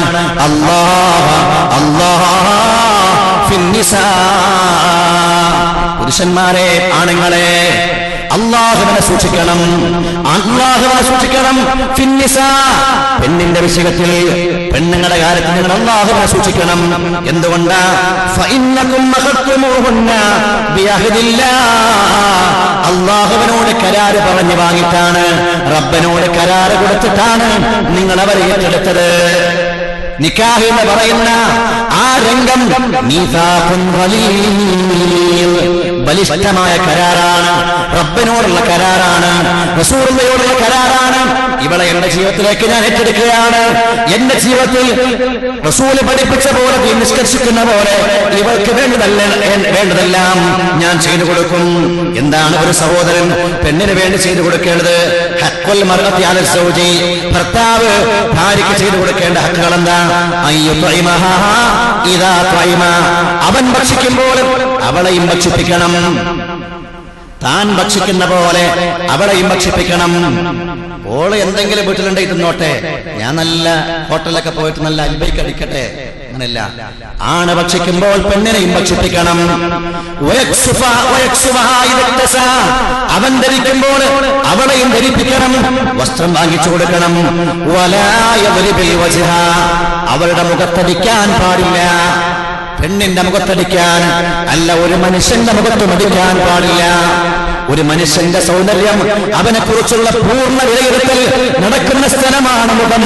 അതുകൊണ്ട് മുഖം വികൃതമാക്കാൻ പാടില്ല, മുഖത്തടിക്കാൻ പാടില്ല, അത് വളരെ മോശമാണ്. അവളെ ചീത്ത വിളിക്കാൻ പാടില്ല, ആളുകൾക്കിടയിൽ വെച്ചുകൊണ്ട് അവളെ ചീത്ത വിളിക്കുക, മോശമായത് പറയുക.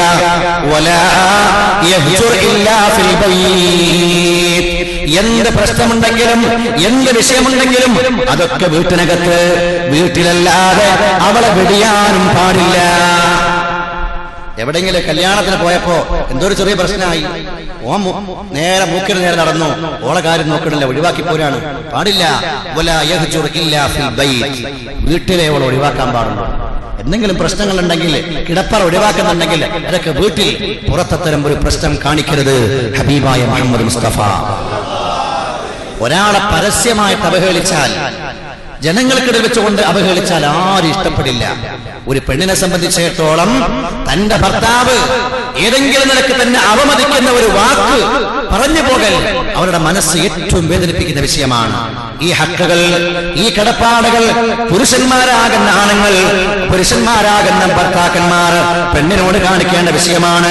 സയ്യിദുനാ റസൂലുള്ളാഹ് ഫഇന്നകും അഖത്തുമൂഹുന്ന ബിഅഹദില്ലാഹ്, അല്ലാഹുവിനോട് കരാറ് പറഞ്ഞിട്ടാണ് അവരെ നീ പിടിച്ചു വാങ്ങിയത്.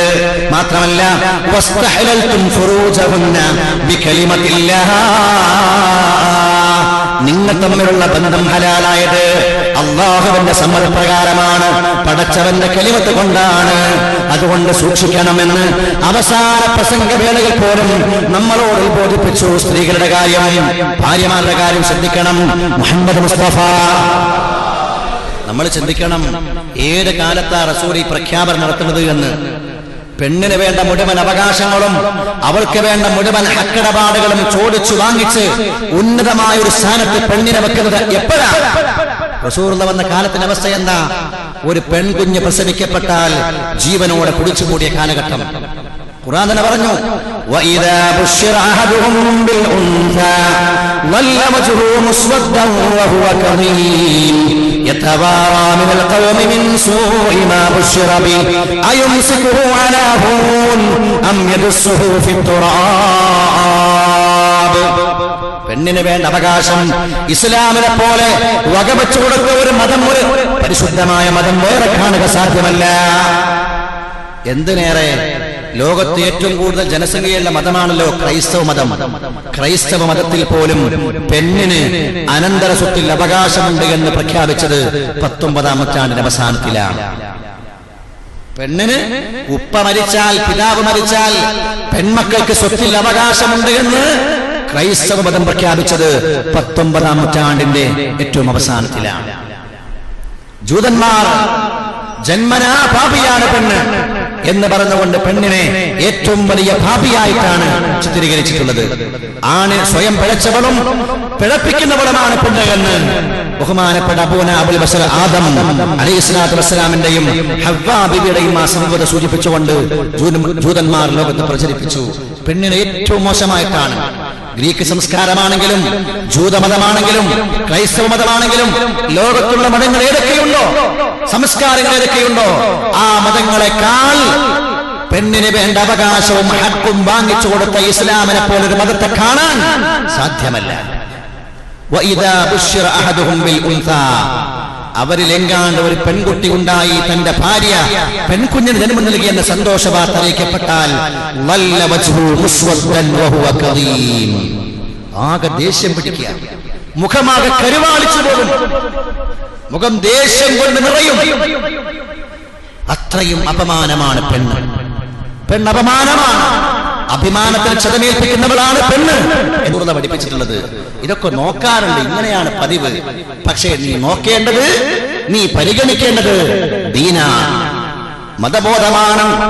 മാത്രമല്ല സയ്യിദുനാ റസൂലുള്ളാഹി സല്ലല്ലാഹു അലൈഹി വസല്ലം തങ്ങൾ പറഞ്ഞു, സൗന്ദര്യം മാത്രം ലാക്കാക്കിയിട്ട്, സമ്പത്ത് മാത്രം ലാക്കാക്കിയിട്ട് നീ വിവാഹം ചെയ്താലും അതുവഴി വരുന്ന അപകടങ്ങളെ കുറിച്ച് പറഞ്ഞു.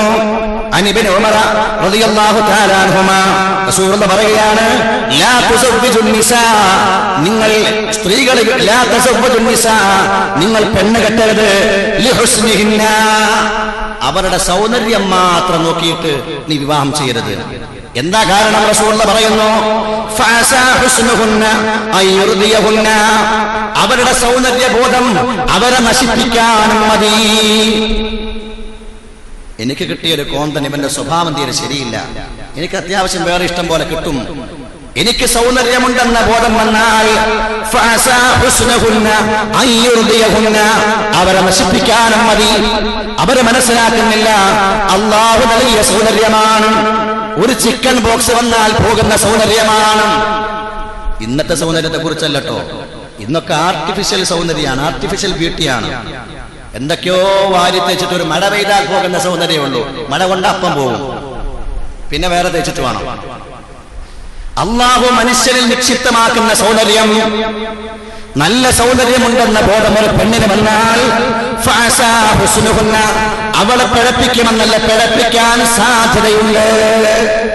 ഇവനല്ലെങ്കിൽ എനിക്ക് വേറെ ആളെയും കിട്ടും എന്നോട് ചിന്തിക്കാനും മതി. അതുകൊണ്ട് സൗന്ദര്യം മാത്രം ലാക്കാക്കിയിട്ട് നീ വിവാഹം ചെയ്യരുത്. മുഹമ്മദ് മുസ്തഫ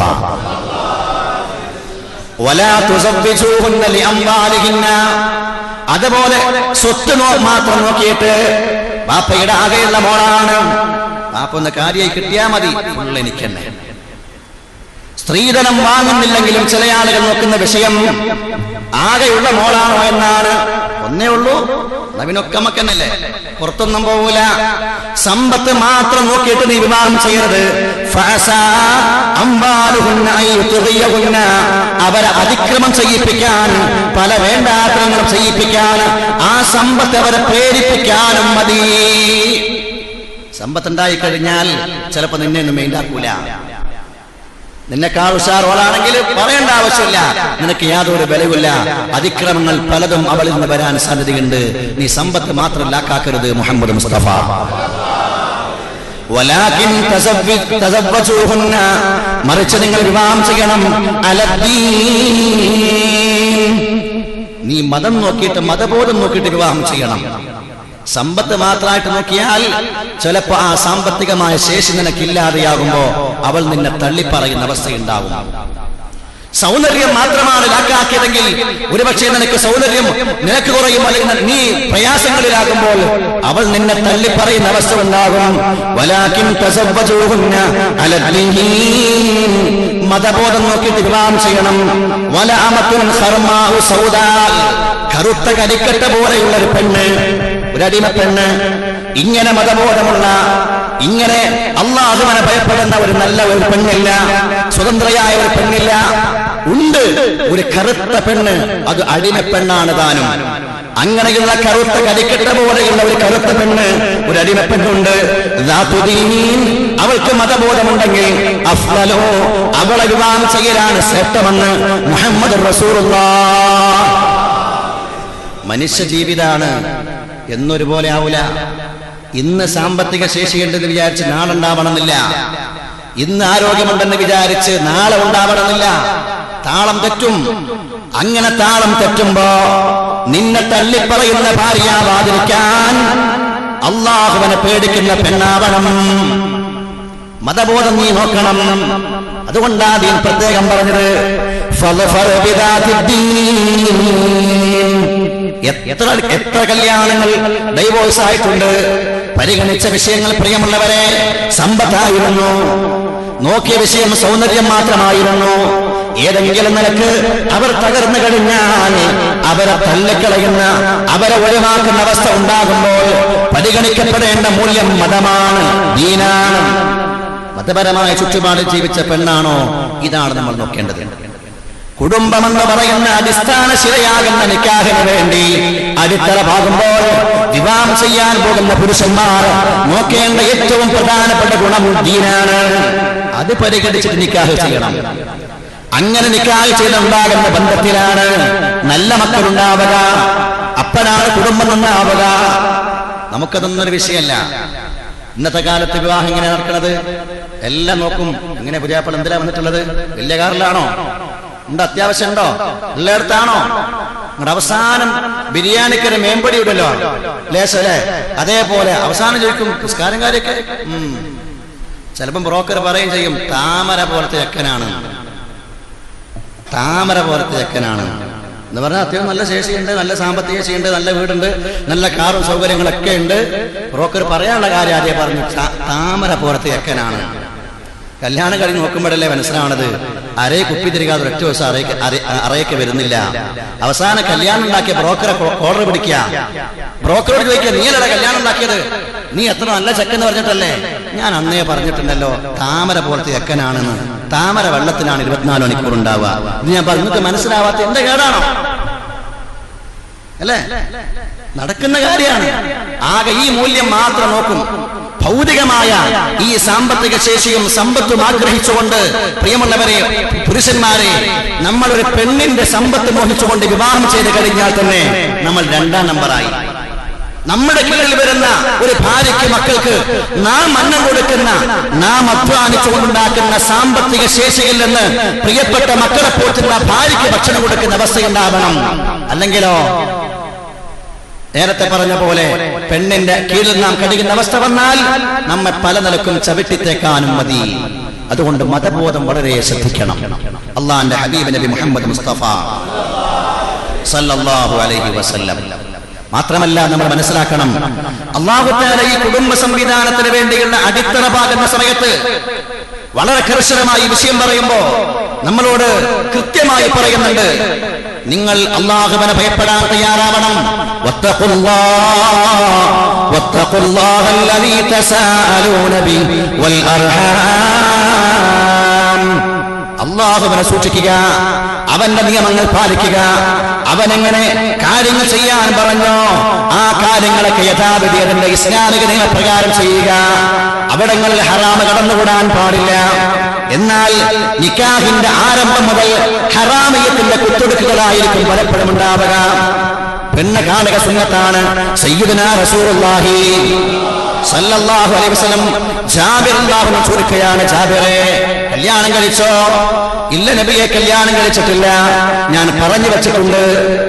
ആ പെണ്ണെ നീ കണ്ടോ? റസൂൽ ചോദിക്കുകയാണ്. ഇല്ല നബിയെ, ഞാൻ കണ്ടിട്ടില്ല. റസൂലുള്ളാഹി പറഞ്ഞു, നീ പെണ്ണിനെ കാണണം, പെണ്ണിനെ നീ കാണണം. അത് നിങ്ങളുടെ മനസ്സുകൾക്കിടയിൽ യോജിപ്പുണ്ടാകാൻ ഒരു പ്രധാനപ്പെട്ട വഴിയാണെന്ന് മുഹമ്മദ് റസൂലുള്ളാഹി. കാണൽ ഹറാമായ ഒരു ബന്ധത്തെ അന്യ പെണ്ണിനെ കാണാൻ പാടില്ല. ആ കാണാൻ പാടില്ലാത്ത ഒരു ബന്ധത്തെ നിക്കാഹിന് വേണ്ടി എന്തിനാ? ഈ ബന്ധം ഏറ്റവും സുദൃഢമായി സുസ്നേഹത്തോടെ കൂടെ മുന്നോട്ട് പോകേണ്ട ബന്ധമാണ്. അത് നിങ്ങൾ കാണണം എന്ന് പറഞ്ഞു. കാണൽ ഹലാലാക്കി. കാണാന്ന് പറഞ്ഞാൽ എവിടെ കാണേണ്ടത്? എല്ലാം കാണാനല്ല. റസൂലുള്ളാഹി പറഞ്ഞു, മുൻകൈയും മുഖവും കാണണം, മുഖവും മുൻകൈയും കാണണം, അതിനപ്പുറം കാണാൻ പാടില്ല. എന്തുകൊണ്ട്? സൗന്ദര്യം മനസ്സിലാക്കാൻ മുഖം കണ്ടാൽ മതി. ശരീരലാവണ്യം മനസ്സിലാക്കാൻ, തൊലിയുടെ അവസ്ഥ മനസ്സിലാക്കാൻ മുൻകൈയും കണ്ടാൽ മതി. ഇത് രണ്ടും കണ്ടാൽ ഒരു പെണ്ണിനെ വിലയിരുത്താമെങ്കിൽ പ്രിയമുള്ളവരെ, പെണ്ണിനെ കാണണം. ആ കാണൽ സുന്നത്താണ്. അത് അവർക്കിടയിലുള്ള ബന്ധം രൂഢമൂലമാക്കാൻ പ്രധാനപ്പെട്ട ഹേതുവാണ് എന്ന് ദീൻ പഠിപ്പിക്കുന്നു.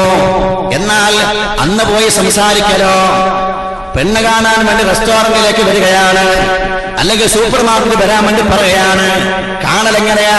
കാണലേ അനുവാദമുള്ളൂ, സംസാരം അനുവാദമില്ല, ഹലാലല്ല, ജായിസല്ല. സംസാരം അനുവദനീയമല്ല. നീ ഒരു പക്ഷേ കണ്ടുറപ്പിച്ചിട്ട് വേണം നിക്കാഹ് ചെയ്യാനെങ്കിലും, ഒരു പക്ഷേ നീ കെട്ടും എന്ന കാര്യം ഉറപ്പാണെങ്കിലും നിനക്ക് സംസാരം പാടില്ല, ഹറാമാണ്. അതനുവദിച്ചില്ല. കാണാൻ മാത്രം, നിങ്ങൾ തമ്മിലുള്ള മാനസിക പൊരുത്തത്തിന് വേണ്ടി ഒത്തുപോകാവുന്ന പെണ്ണാണോ എന്ന് ഒരൊറ്റ നോട്ടത്തിൽ മനസ്സിലാക്കാൻ വേണ്ടി ഇസ്ലാം അനുവദിച്ചു കാണൽ. പെണ്ണ് കാണാൻ വേണ്ടി, അതും തന്നെ പെണ്ണ് കാണാൻ വേണ്ടി വരുമ്പോ ഏറ്റവും നല്ലത് മഹറമായ ഒരാൾ കൂടെ ഉണ്ടാവണമെന്ന, ഫ്രണ്ട്സിനെയും കൂട്ടിയിട്ടല്ല വരേണ്ടത്. നമ്മളോ എനിക്ക് വേണ്ട പെണ്ണാരാണെന്ന് തീരുമാനിക്കേണ്ടത് ഞാനല്ല, എന്റെ ഫ്രണ്ട്സാ. കാണാൻ വരുമ്പോ തന്നെ 3-4 ആൾക്കാരെയും കൂട്ടിയിട്ടാ വരേണ്ടത്. ഓരോട് ആദ്യം പറയേ, എനിക്ക് ബേജാറായിരിക്കും, ഞാൻ അങ്ങനെ പെട്ടെന്ന് നോക്കിയിട്ട് പറയാൻ പറ്റൂല. അതുകൊണ്ട് നിങ്ങൾ നോക്കണം, ഓരോരുത്തർക്കും ഓരോ പാർട്ട് വീതിച്ചു കൊടുക്കും. ഒരു പേനയും കടലാസ് കൊടുത്തോ മാർക്കിടാൻ. കണ്ടു കഴിഞ്ഞിട്ട് പിന്നെ ബ്രോക്കർ ചോദിക്കും, അല്ല എന്താ പറയേണ്ടത്? 4 പേര് പുറത്തിറങ്ങി മാർക്ക് കൂട്ടുക, എല്ലാവരും സർട്ടിഫിക്കറ്റ് കൊടുത്താലേ ഓൻ കിട്ടുള്ളൂ. പ്രിയമുള്ളവനെ, നിന്റെ ഭാര്യയാകേണ്ടവളാ, നാട്ടുകാരുടെ ഭാര്യയല്ല. നീ നാളെ പിറ്റേന്ന് ഗൾഫിൽ പോകും അല്ലേ? ദീൻ കർശനമായി പറയുന്നുണ്ട്, നിക്കാഹിന് മുമ്പ് പെണ്ണ് കാണുന്ന സമയത്ത് മഹറമായ ഒരാളോടൊപ്പം ചെന്നുകൊണ്ട് പെണ്ണിനെ കാണാം. സംസാരം പോലും അനുവദനീയമല്ല. ഹറാമായ ഒരു ബന്ധത്തിൽ തുടങ്ങുന്ന ഒരു നിക്കാഹ് അല്ലെങ്കിൽ ആ കുടുംബജീവിതത്തിൽ അടിസ്ഥാനം വരുന്ന ആ പ്രധാനപ്പെട്ട ചടങ്ങ് തന്നെ ഹറാമ് കൊണ്ട് ആരംഭിച്ചാൽ പിന്നെ പടച്ചവന്റെ സഹായം എങ്ങനെ ഉണ്ടാകാനാണ്? നാം മനസ്സിലാക്കണം. അതുമല്ല പ്രിയമുള്ളവരെ, ഇന്നത്തെ ഏറ്റവും വലിയ അപകടം എന്ന് പറയുന്നത് വിവാഹത്തിന് മുമ്പുള്ള എൻഗേജ്മെന്റ് കഴിഞ്ഞു, നിക്കാഹിന് മുമ്പുള്ള സംസാരമാണ്. എത്ര മക്കളെയാണ് അങ്ങനെ എൻഗേജ്മെന്റ് കഴിഞ്ഞു ഉറപ്പിച്ച് 1 കൊല്ലം സമയമുണ്ട്. പ്രത്യേകിച്ച് ഗവൺമെന്റ് റൂള് കൂടി ഉണ്ടല്ലോ, 18 വയസ്സാവണം. അതുകൊണ്ട് പിന്നെ നേരത്തെ പറഞ്ഞു വെച്ച് ഉറപ്പിച്ചിട്ട് ഇവര് ഫോൺ വിളി തുടങ്ങുകയാണ്. ഞാൻ പഠനയിൽ വന്ന സമയത്ത് ചില യുവാക്കൾ എന്നോട് പറഞ്ഞു, 10 വർഷങ്ങൾക്ക് മുമ്പ്, 10-12 വർഷങ്ങൾക്ക് മുമ്പാണ്, ഉസ്താദേ നിങ്ങൾ ഈ നാട്ടിൽ പറയുന്ന ഒരു പ്രധാനപ്പെട്ട വിഷയമുണ്ട്. എന്തേ? മുമ്പ് കാലത്തൊക്കെ പെണ്ണ് കണ്ട് ഇഷ്ടപ്പെട്ട് കഴിഞ്ഞാൽ ഇഷ്ടമായി എന്ന് അറിയിക്കാൻ വേണ്ടി എന്തെങ്കിലും മിഠായിയാണ് കൊടുക്കുക. എന്നാ ഇപ്പൊ അതൊക്കെ മാറി. ഇപ്പൊ അല്ലാഹുവിന്റെ ഹബീബ് നബി മുഹമ്മദ് മുസ്തഫ പെൺമക്കളെ പൊറ്റിയാനുള്ള മഹത്വം ഉമ്മത്തിനെ പഠിപ്പിക്കുകയാണ്. മാത്രമല്ല റസൂൽ പറഞ്ഞു, ഇന്നമൻ നിസാഉ ശഖായിഖുർ റിജാൽ, ആണിന്റെ ഭാഗമാണ്, ആണിന്റെ അംശമാണ് പെണ്ണ്. അറിയില്ലേ, മഹാനായ ആദം അലൈഹിസ്സലാത്തു വസ്സലാമിന്റെ ഇടത്തെ വാരിയല്ലേ മുറിച്ചിട്ടല്ലേ അല്ലാഹു തആല ഹവ്വാ ബിവിയെ പടച്ചത്? ആദം നബിയെ പടച്ച പോലെ കളിമണ്ണ് കൊണ്ട് ഉണ്ടാക്കാൻ റബ്ബിന് സാധിക്കില്ലേ? സാധിക്കും. പിന്നെ എന്തേ ആദം അലൈഹിസ്സലാത്തു വസ്സലാമിന്റെ ഇടത്തെ വാരികല്ല് മുറിച്ചുകൊണ്ട് ഹവ്വാ ബിവിയെ പടക്കാൻ കാരണം? ഉമ്മത്തിനെ പഠിപ്പിക്കാനാണ്. പുരുഷ ആണുങ്ങളെ, നിങ്ങളുടെ ഭാഗമാണ്, നിങ്ങളുടെ ശരീരത്തിന്റെ അംശമാണ് പെണ്ണ്, നിങ്ങളുടെ ശരീരത്തിന്റെ അംശമാണ്. പെണ്ണിനോട് പറയാനാണ്, ആണില്ലാതെ നിനക്ക് നിലനിൽപ്പില്ല, ആണിന്റെ ഭാഗമാണ് എന്ന് പെണ്ണുങ്ങളെ പഠിപ്പിക്കാനുമാണ് ഹബീബായ മുഹമ്മദ് മുസ്തഫ സല്ലല്ലാഹു അലൈഹി വസല്ലം. മാത്രമല്ല, ശത്രുക്കളോട് പോരാടാൻ പോകുന്ന യുദ്ധവേളകളിൽ പോലും റസൂൽ പറഞ്ഞു, പെണ്ണുങ്ങളെ ആക്രമിക്കാൻ പാടില്ല, കുഞ്ഞുമക്കളെ ബുദ്ധിമുട്ടിക്കാൻ പാടില്ല. ശത്രുവിന്റെ ഭാര്യയാണെങ്കിലും ശത്രുഭാഗത്തിൽപ്പെട്ട പെണ്ണുങ്ങളാണെങ്കിലും പെണ്ണിനെ ബുദ്ധിമുട്ടിക്കാൻ പാടില്ല, അവരുടെ കുഞ്ഞുമക്കളെ വേദനിപ്പിക്കാൻ പാടില്ല. ഹബീബായ റസൂലുള്ളാഹി സല്ലല്ലാഹു അലൈഹി വസല്ലം വീണ്ടും റസൂൽ പറഞ്ഞു, ഖൈറുക്കും ഖൈറുക്കും ലിഅഹ്ലിഹി, നിങ്ങളിലെ മാന്യൻ, നിങ്ങളിലെ ശ്രേഷ്ഠൻ നിങ്ങളുടെ ഭാര്യ മക്കളോട് മാന്യമായി പെരുമാറുന്നവനാണ്. വഅന ഖൈറുക്കും ലിഅഹ്ലി, എന്റെ അഹ്ലിനോട്, എന്റെ ഭാര്യ മക്കളോട് നന്നായി പെരുമാറുന്നവൻ ഞാനാണ് മുഹമ്മദ് മുസ്തഫ. റസൂലുള്ള ചെയ്യാതെ അല്ല പറഞ്ഞത്, ഞാനാണ് എന്റെ കുടുംബത്തോട് ഏറ്റവും മാന്യമായിട്ട് പെരുമാറുന്നയാള്. അതേപോലെ നിങ്ങളിലും ഭാര്യ മക്കളോട് ആരാണോ മാന്യമായി പെരുമാറുന്നതെങ്കിൽ അവരാണ് മാന്യനെന്ന് ഹബീബായ മുഹമ്മദ് മുസ്തഫ സല്ലല്ലാഹു അലൈഹി വസല്ലം.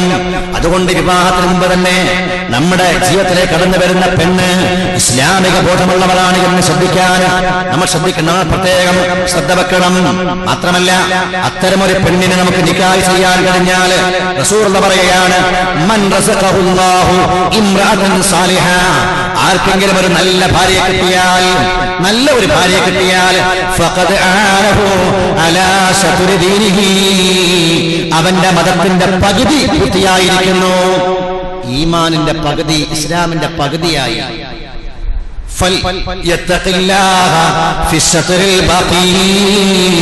അവശേഷിക്കുന്ന പകുതിയിൽ കൂടി അല്ലാഹുവിനെ സൂക്ഷിക്കണം.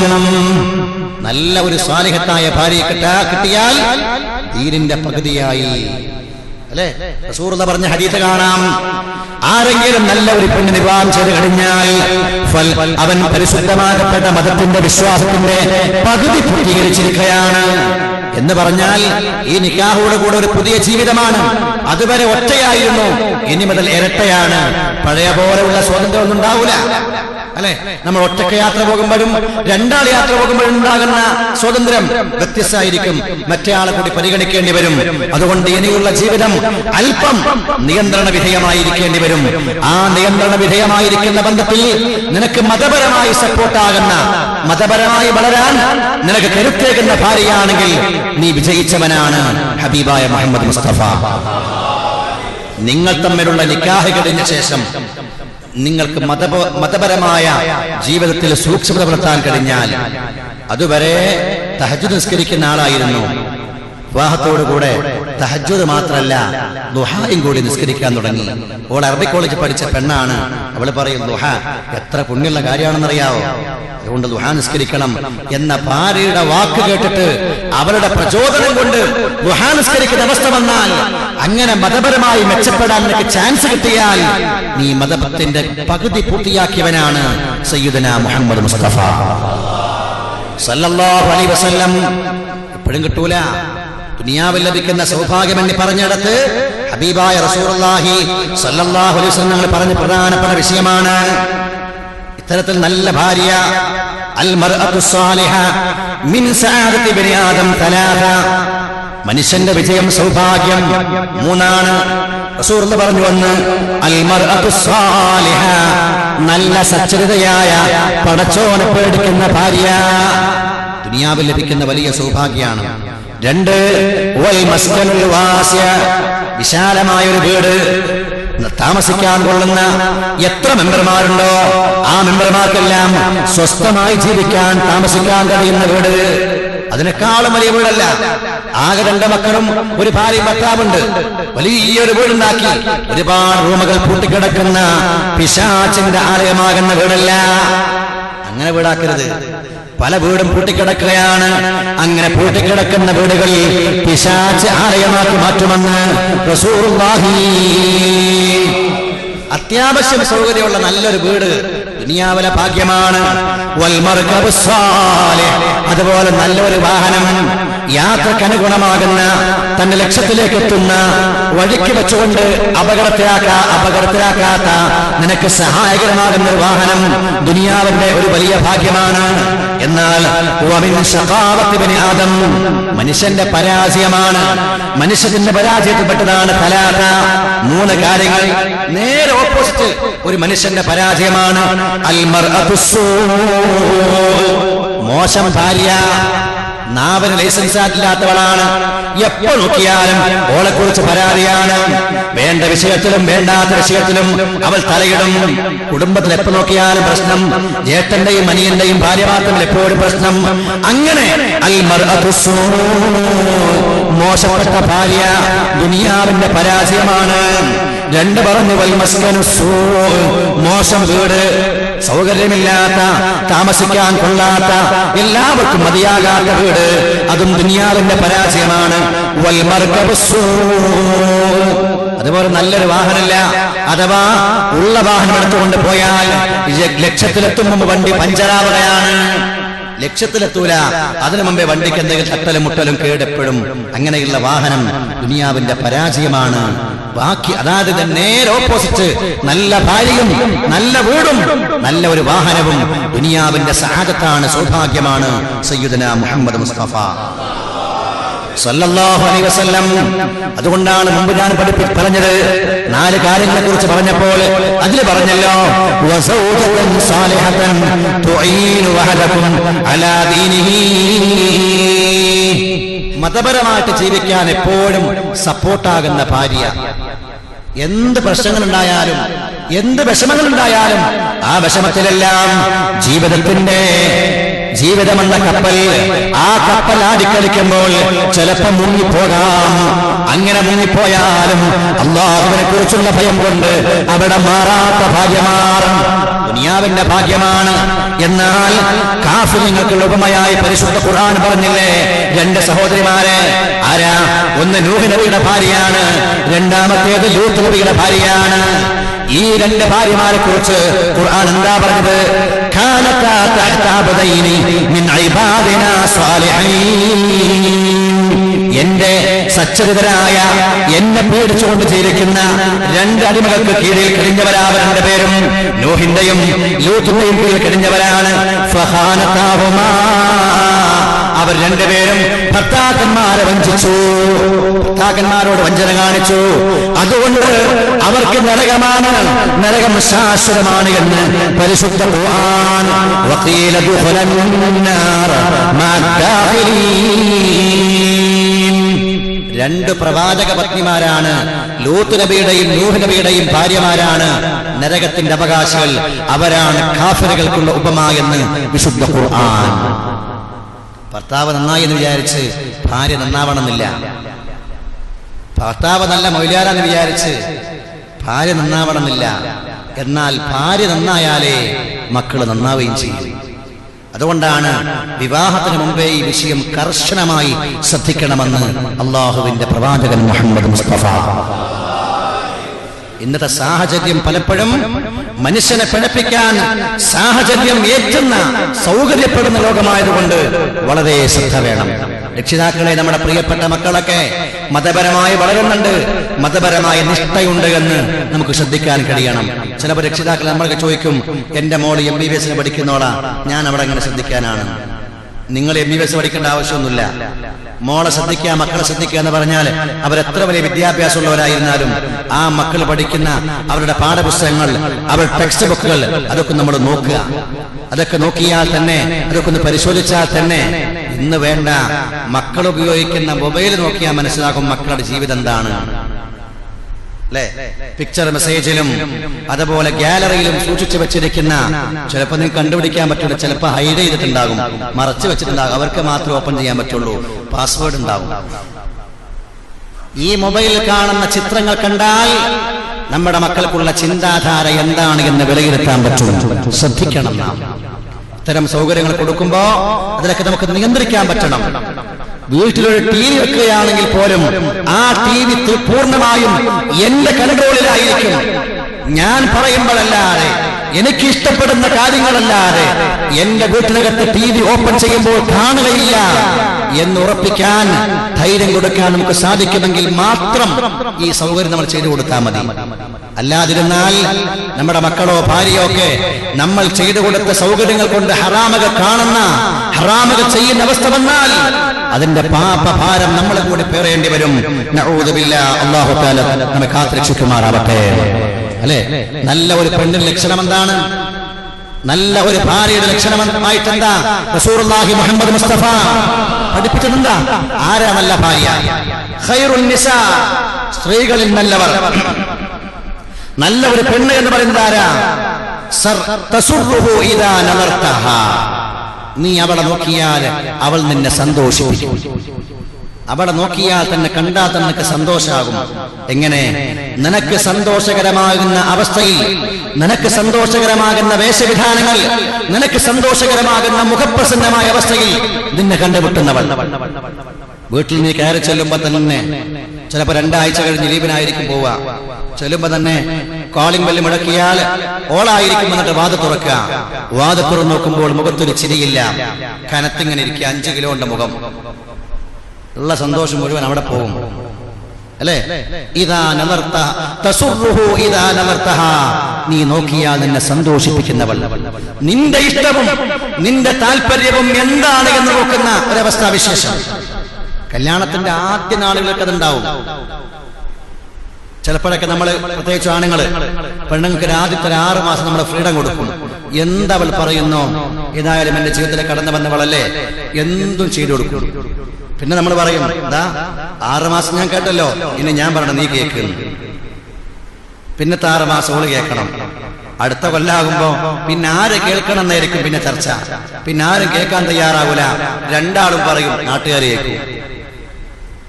അങ്ങനെയല്ല, നീ പറഞ്ഞാൽ നിന്നെ അനുസരിക്കും അവൾ, നീ അവളോട് കൽപ്പിച്ചാൽ, എന്ത് കൽപ്പിച്ചാലും അവൾ അനുസരിക്കും. മഹദിയായ ആയിഷ ബീബി റളിയല്ലാഹു തആല അൻഹയോട് ഒരിക്കൽ റസൂലുള്ളാഹി തങ്ങൾ ഇശാ നിസ്കാരത്തിന് പോകുന്നതിന് മുമ്പ്, ജമാഅത്തിന് വേണ്ടി പോകും മുമ്പ് ആയിഷാനെ വിളിച്ചിട്ട് പറഞ്ഞു, ആയിഷ, എല്ലാ രാത്രിയും നീ ഉറങ്ങും മുമ്പ് ഒരു ഖത്തം തീർക്കണം. നമ്മുടെ ഭാര്യമാരോട് ഇങ്ങനെ പറഞ്ഞാൽ എന്താ പറയാ, അപ്പൊ ഓൺ ദ സ്പോട്ട് മറുപടി വരും, നിങ്ങൾക്കത് മെന്റലായോ? ഒരു ഖത്തം തീർത്തിട്ട് എന്നാ ഉറങ്ങാൻ പറ്റുമോ? ഉറങ്ങണേന്റെ എല്ലാ ദിവസവും ഓരോ രാത്രിയിലും ഖത്തം തീർക്കണം. കഴിയാത്ത കാര്യമാണ്, ആർക്കും അറിയാം. ആയിഷ ബിവിയോട് പറഞ്ഞു മുഹമ്മദ് മുസ്തഫ, റസൂലുള്ളാഹി തങ്ങളോട് ഒരു വാക്കും മുറിയാടിയില്ല ആയിഷ റളിയല്ലാഹു തആല അൻഹ. റസൂലുള്ള നിസ്കാരം കഴിഞ്ഞു വന്നിട്ട് അപ്പോഴൊന്നും പറയുന്നില്ല. റസൂലുള്ള ചോദിച്ചു, ആയിഷ, നിന്നോട് ഞാൻ പറഞ്ഞിരുന്നല്ലോ എല്ലാ രാത്രിയും ഉറങ്ങും മുമ്പ് ഒരു ഖത്തം തീർക്കണം, നടക്കോ? അപ്പൊ ആയിഷ ബി ചോദിച്ചു, എങ്ങനെ നടക്കാൻ, എങ്ങനെ സംഭവിക്കാൻ? അപ്പൊ റസൂലുള്ള പറഞ്ഞു കൊടുക്കുന്നു, ആയിഷ, പരിശുദ്ധമായ ഇഖ്ലാസ് സൂറത്ത് ഖുൽ ഹുവല്ലാഹു അഹദ് തഅദിലു സുലുസുൽ ഖുർആൻ, ഖുർആന്റെ 1/3 സമാനമാണ്. ഖുർആനെ 3ആയി ഭാഗിച്ചാൽ അതിലെ 1 സമമാണ് ഇഖ്ലാസ് സൂറത്ത്. ആ ഇഖ്ലാസ് 3 പ്രാവശ്യം ഓതിയാൽ ഒരു ഖത്തം തീർത്ത പോലെയാണ് എന്ന് മുഹമ്മദ് റസൂലുള്ളാഹി.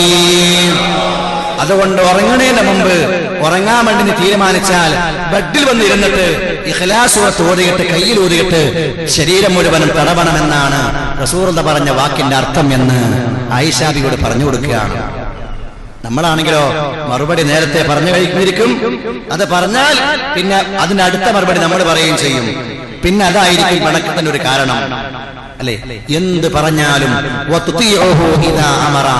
കൽപ്പിച്ചാൽ അനുസരിക്കുന്നവൾ.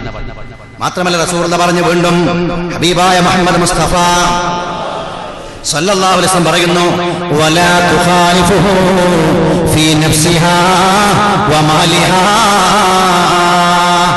അവളുടെ നഫ്സിലും അവളുടെ ശരീരത്തിലും തന്റെ ഭർത്താവിന് ഇഷ്ടമില്ലാത്ത ഒന്നും അവൾ ചെയ്യില്ല.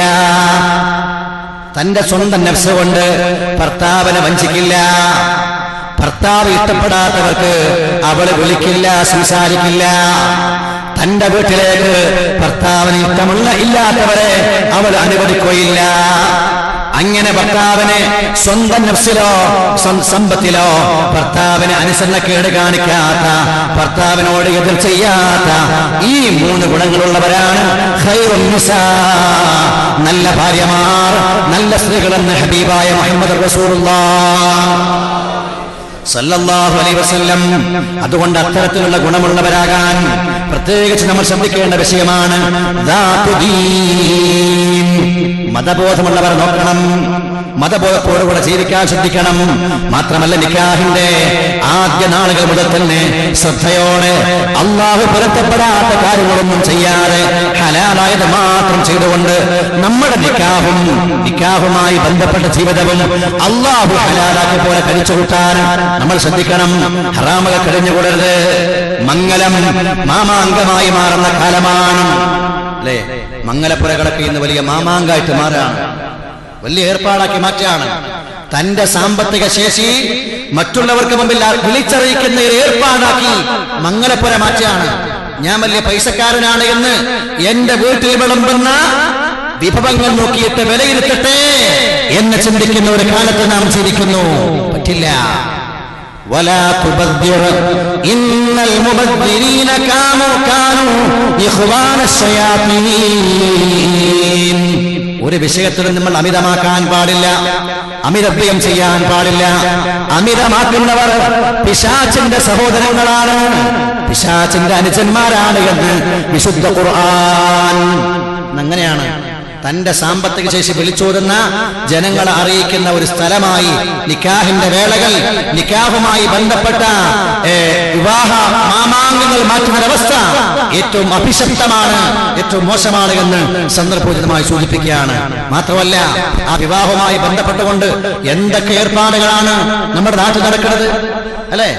ഇന്നത്തെ ഏറ്റവും വലിയൊരു പരാജയം എന്ന് പറയുന്നത് പലപ്പോഴും കല്യാണങ്ങളിൽ നമ്മുടെ സുന്നി പ്രസ്ഥാനങ്ങൾ അല്ലെങ്കിൽ സുന്നി സംഘടനകളൊക്കെ പലപ്പോഴും ആഹ്വാനം ചെയ്യാണ്. എന്ത്? വിവാഹം മാമാങ്കമാക്കരുത്, ഒരിക്കലും അനിസ്ലാമികമായ ഒന്നും അതുമായി ബന്ധപ്പെട്ടുണ്ടാവരുത്. എന്തുകൊണ്ടുണ്ടാവുന്നു? പ്രായം ചെന്ന് നമ്മൾ വിട്ടുകൊടുക്കുകയാണ്. മുമ്പൊക്കെ ഒരു നിക്കാഹിന് വേണ്ടി പോവാണെങ്കിൽ ചങ്ങാതിമാരെ മാത്രമല്ല കൂട്ടുക, കൂടെ കാരണവരുണ്ടാകും, അവരുടെ പ്രായം ചെന്ന ആളുകളുണ്ടാകും, അവരായിരിക്കും നിയന്ത്രിക്കുക. ഇന്ന് ഫ്രണ്ട്സിന് വിട്ടുകൊടുക്കുകയാണ്. ഉപ്പാക്ക് വിലയില്ല. ഇത് ഖിയാമത്ത് നാളിന്റെ അടയാളമാണ്. സയ്യിദുനാ റസൂലുള്ളാഹ് വഅദ്നാ സ്വദീഖഹു വഖസാബാ. ഫ്രണ്ട്സിനെ അടുപ്പിക്കും, കൂട്ടുകാരെ അടുപ്പിക്കും, പിതാവിനകറ്റും. ഉപ്പ പറഞ്ഞാൽ അനുസരിക്കൂല. പ്രത്യേകിച്ചും മക്കൾ അത്യാവശ്യം സാമ്പത്തിക ശേഷിയുള്ളവരായാൽ, ഇന്ന് ചെറുപ്പത്തിലെ മക്കൾ പൈസ ഉണ്ടാക്കാൻ തുടങ്ങുകയാണല്ലോ. മക്കളൊക്കെ നമ്മുടെ പരിധിയിൽ നിൽക്കണമെങ്കിൽ അവരൊക്കെ നമ്മുടെ കീഴിൽ, നമ്മുടെ സാമ്പത്തിക ശേഷിയിൽ നമ്മെ ആശ്രയിച്ചുകൊണ്ട് കഴിയുന്ന അവസ്ഥയുണ്ടാവണം. ഇന്നൊക്കെ പൈസ ഉണ്ടാക്കാൻ ഇഷ്ടം പോലെ മാർഗമാണ് അല്ലെ? ഒരു പണിയില്ലെങ്കിൽ നേരെ പുഴയിൽ പോയിട്ട് പൂഴി മാന്തിയാ മതി. 2000-3000 ദിവസം ഉണ്ടാക്കുന്നത്. ഈ പൈസ തീരണ്ടേ? ദിവസവും 2000-3000 വരുമാനമാണ് തീരണ്ടേ? തീരാതിരിക്കുമ്പോഴാണ്, തീരാൻ വേണ്ടിയുള്ള വഴിയാണ് ഫ്രണ്ട്സിലൂടെ, കൂട്ടുകാരിലൂടെ മദ്യോ മയക്കുമരുന്നോ അതുപോലെയുള്ള തെമ്മാടിത്തരങ്ങൾക്ക് വേണ്ടി ഉണ്ടാക്കുന്ന സമ്പാദ്യം മുഴുവൻ ചെലവഴിക്കുന്ന അവസ്ഥ ഉണ്ടാവണത്. എങ്കിൽ പ്രിയപ്പെട്ട പിതാവിന്റെ കീഴിൽ കഴിയുന്ന അവസ്ഥ ഉണ്ടായാൽ, മക്കൾക്ക് ആവശ്യമായത് മാത്രം കൊടുക്കുന്ന, അവരെ നമ്മുടെ വരുതിയിൽ നിൽക്കുന്ന അവസ്ഥ ഉണ്ടായാൽ അവർ പിഴച്ചു പോകാൻ സാധ്യത കുറവാണ്. അള്ളാഹു നമ്മുടെ മക്കളെയൊക്കെ, തലമുറകളെയൊക്കെ നന്നാക്കുമാറാവട്ടെ, അവരെയൊക്കെ ദീനിലേക്ക് അള്ളാഹു അടുപ്പിക്കുമാറാവട്ടെ. അതുകൊണ്ട് ഞാൻ പറഞ്ഞുകൊണ്ട് പറഞ്ഞ വിഷയം ഖുർആൻ പഠിപ്പിച്ചിട്ടുണ്ട്. നിങ്ങളിലെ സഫീഹുകൾക്ക് നിങ്ങൾ സമ്പത്തിനെ കൊടുക്കരുത്. സഫീഹ് എന്ന വാക്കിന്റെ അർത്ഥം വിഡ്ഢി എന്നാണ്, അല്ലെങ്കിൽ പോയത്തക്കാരൻ. അതല്ലാത്ത ആൾക്കാര്, പൈസ കിട്ടിയാൽ എങ്ങനെ ചെലവഴിക്കണമെന്ന് അറിയാത്ത ആളുകൾ ആരായി സുഫഹാ?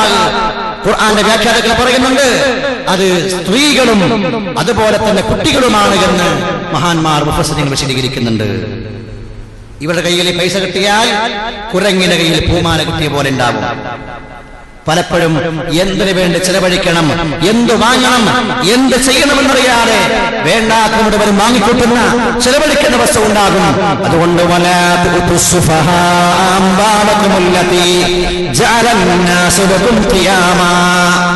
അള്ളാഹു നിങ്ങളുടെ ജീവിതത്തിന് വേണ്ടി നിശ്ചയിച്ചിരിക്കുന്ന സമ്പത്തിനെ ഇത്തരം സുഫഹായിന് കൊടുക്കരുത്.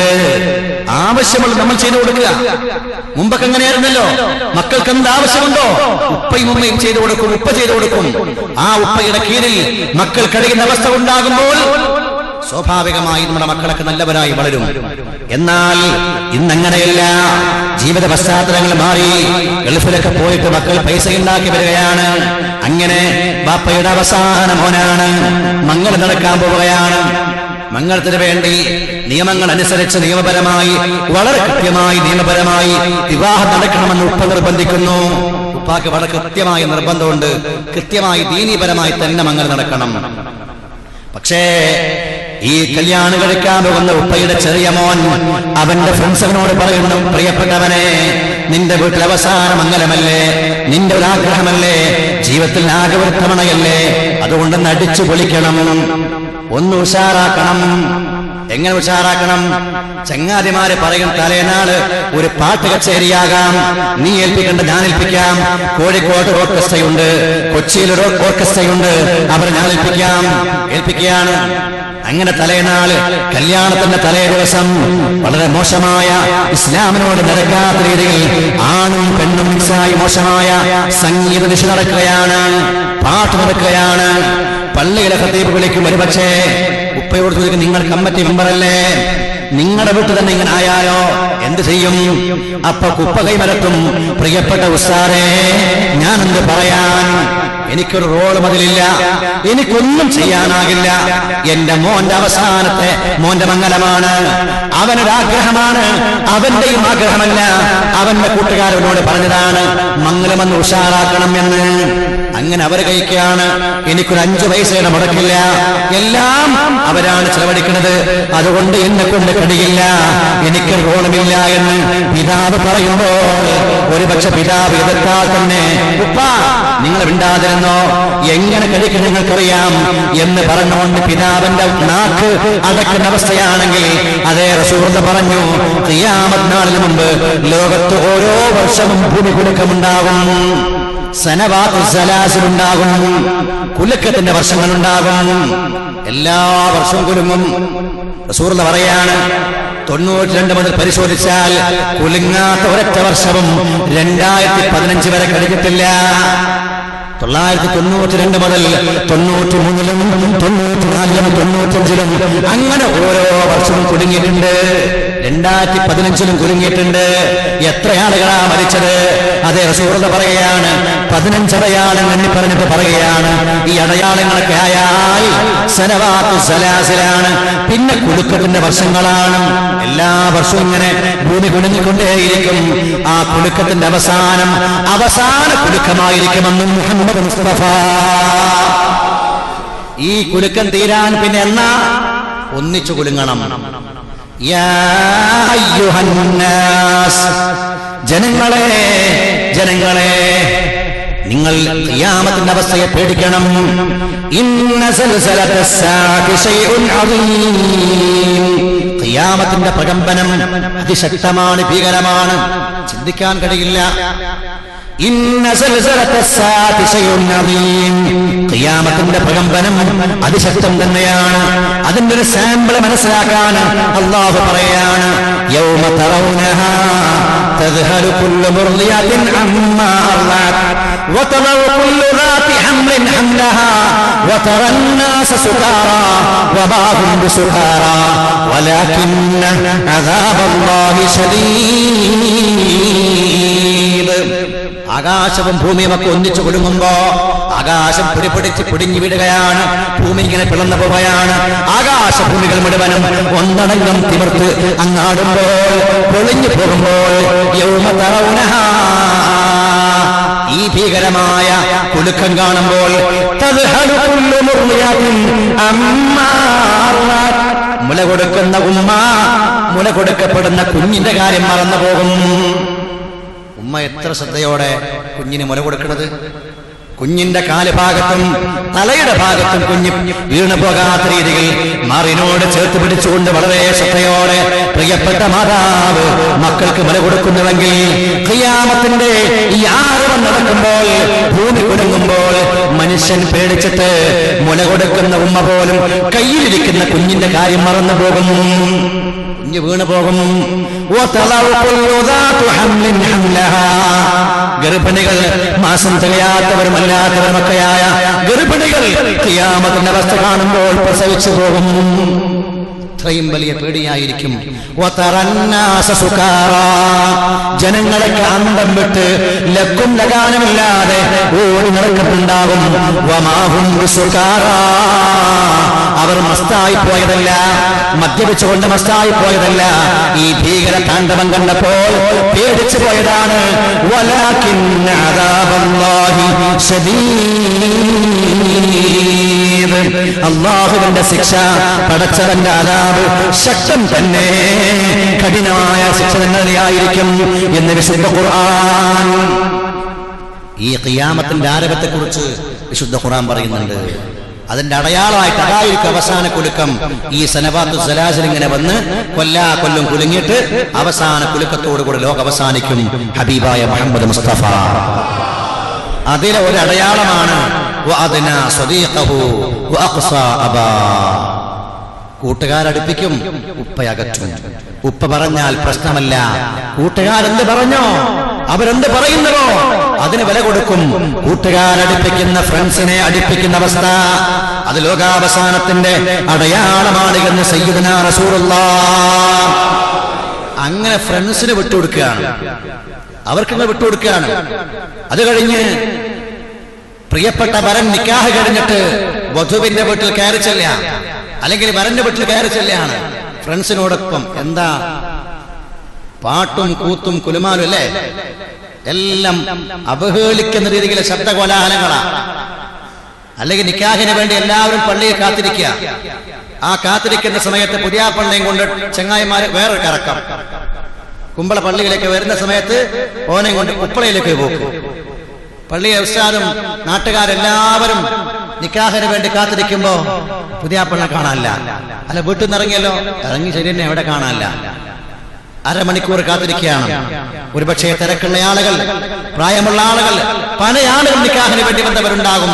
തിരക്കുള്ള ആളുകൾ അങ്ങനെ ഒരു നിക്കാഹിൽ പങ്കെടുത്തുകൊണ്ട് അനുകൂലമായി ദുആ ചെയ്യാൻ, പടച്ചവനെ ഈ ഇണകളിൽ, ഈ ഭാര്യഭർത്താക്കന്മാരിൽ നീ റഹ്മത്ത് ചെയ്യണമേ, അവർക്ക് ബർക്കത്ത് കൊടുക്കണമേ എന്ന് പ്രാർത്ഥിക്കാൻ വേണ്ടി വന്ന ആളുകൾ അവസാനം ശപിച്ചുകൊണ്ട് പോവാണ്. ആരാ കാരണം? നിന്റെ കൂട്ടുകാർ. അവർ നിന്റെ കൂട്ടുകാരാണോ? നീ പഠിച്ചോ. A friend in need is the friend in need. ആവശ്യ സമയത്ത് കൂടെ ഉണ്ടാകുന്ന ആളുകളാണ് സത്യത്തിൽ കൂട്ടുകാർ. A friend in need, ആവശ്യം ഉണ്ടാകുമ്പോ കൂടെ ഉണ്ടാവണം. നീ ഒന്ന് കിടന്നു നോക്ക്, നീ ഒന്ന് രോഗിയായി കിടക്ക്, അപ്പൊ ആരൊക്കെ വരുന്നുണ്ട് നോക്കാം, അവരാ നിന്റെ കൂട്ടുകാർ. അല്ലാതെ പൈസ ഉണ്ടാകുമ്പോ, നിനക്ക് സാമ്പത്തിക ശേഷി ഉണ്ടാകുമ്പോ, നിനക്ക് അത്യാവശ്യം ആരോഗ്യമുണ്ടാകുമ്പോ നിന്റെ തോളിൽ കൈയിടാനും സംസാരിക്കാനും കൂട്ടുകൂടാനും പല ആളുകളുണ്ടാകും. അത് കൂട്ടുകാരന് വിചാരിക്കണ്ട. കൂട്ടുകാരാകണമെങ്കിൽ അവർ നിന്റെ സന്തോഷത്തിൽ പങ്കാളികളായിരിക്കണം. നിക്കാഹ് കഴിഞ്ഞ് നിന്റെ വീട്ടിൽ കയറി ചെല്ലുമ്പോൾ സന്തോഷത്തോടുകൂടെ നല്ലൊരു കയറ്റമായിരിക്കണം ചിന്തിച്ചുകൊണ്ട് നിന്റെ കൂടെ കയറുന്നവരായിരിക്കണം നിന്റെ കൂട്ടുകാർ. അല്ലാതെ ശബ്ദകോലാഹലം ഉണ്ടാക്കി അവഹേളിക്കുന്നവർ നിന്റെ കൂട്ടുകാരാണോ? നീ ചിന്തിച്ചോ നിന്റെ കൂട്ടുകാരാണോ? അല്ലെങ്കിലും ഇന്നത്തെ രീതി എന്ന് പറഞ്ഞാൽ അടിപൊളി സംസ്കാരമാണല്ലോ. എന്ത് അടിപൊളി എന്ന് പറഞ്ഞാൽ? അടിപൊളി അടിച്ചു പൊളിക്കുക, അടിച്ചു പൊളിച്ച് കുലുമാല് ആകെ നാശകോശാക്കുക. അതാണ് ഇന്നത്തെ സംസ്കാരം. എല്ലാം നശിപ്പിക്കുക. അറയിൽ കയറി കഴിഞ്ഞാൽ അറ ഏറ്റവും സുന്ദരമായി സൂക്ഷിക്കലല്ല, അറയിലുള്ളത് മുഴുവനും വലിച്ചിട്ട് എന്തൊക്കെ എടുക്കാൻ പറ്റുന്നതൊക്കെ കീശയിലിട്ട് പോവാ. അത് അടിപൊളി സംസ്കാരം. ഒരാൾക്ക് സന്തോഷം ഉണ്ടാകുന്ന കാര്യങ്ങൾ ചെയ്യലല്ല, എല്ലാം അടിച്ചു പൊളിച്ച് നശിപ്പിക്കലാണ് ഇന്നത്തെ ഏറ്റവും സന്തോഷമുള്ള സംസ്കാരം എന്ന് പറയുന്നത്. ആ വാക്ക് പോലെ തന്നെയാണ് ഇന്നത്തെ ചെയ്തികളും. അടിപൊളിയല്ല, എല്ലാം നശിപ്പിക്കുമ്പോ സന്തോഷമാണ്. നല്ല റാഹത്തിലാണെങ്കിൽ നമുക്ക് ബേജാറാണ്. എത്ര ഉഷാറായി നടന്നോ, എല്ലാവരും നല്ല അഭിപ്രായം പറയുന്നു, ഒരു വേണ്ടാത്തവരില്ല, ഒരു തോന്നിയാസമില്ല, അത്ര വേണ്ടില്ലായിരുന്നു എന്ന് പറഞ്ഞിട്ട് എങ്ങനെയും കലക്കാൻ വേണ്ടി നോക്കൽ.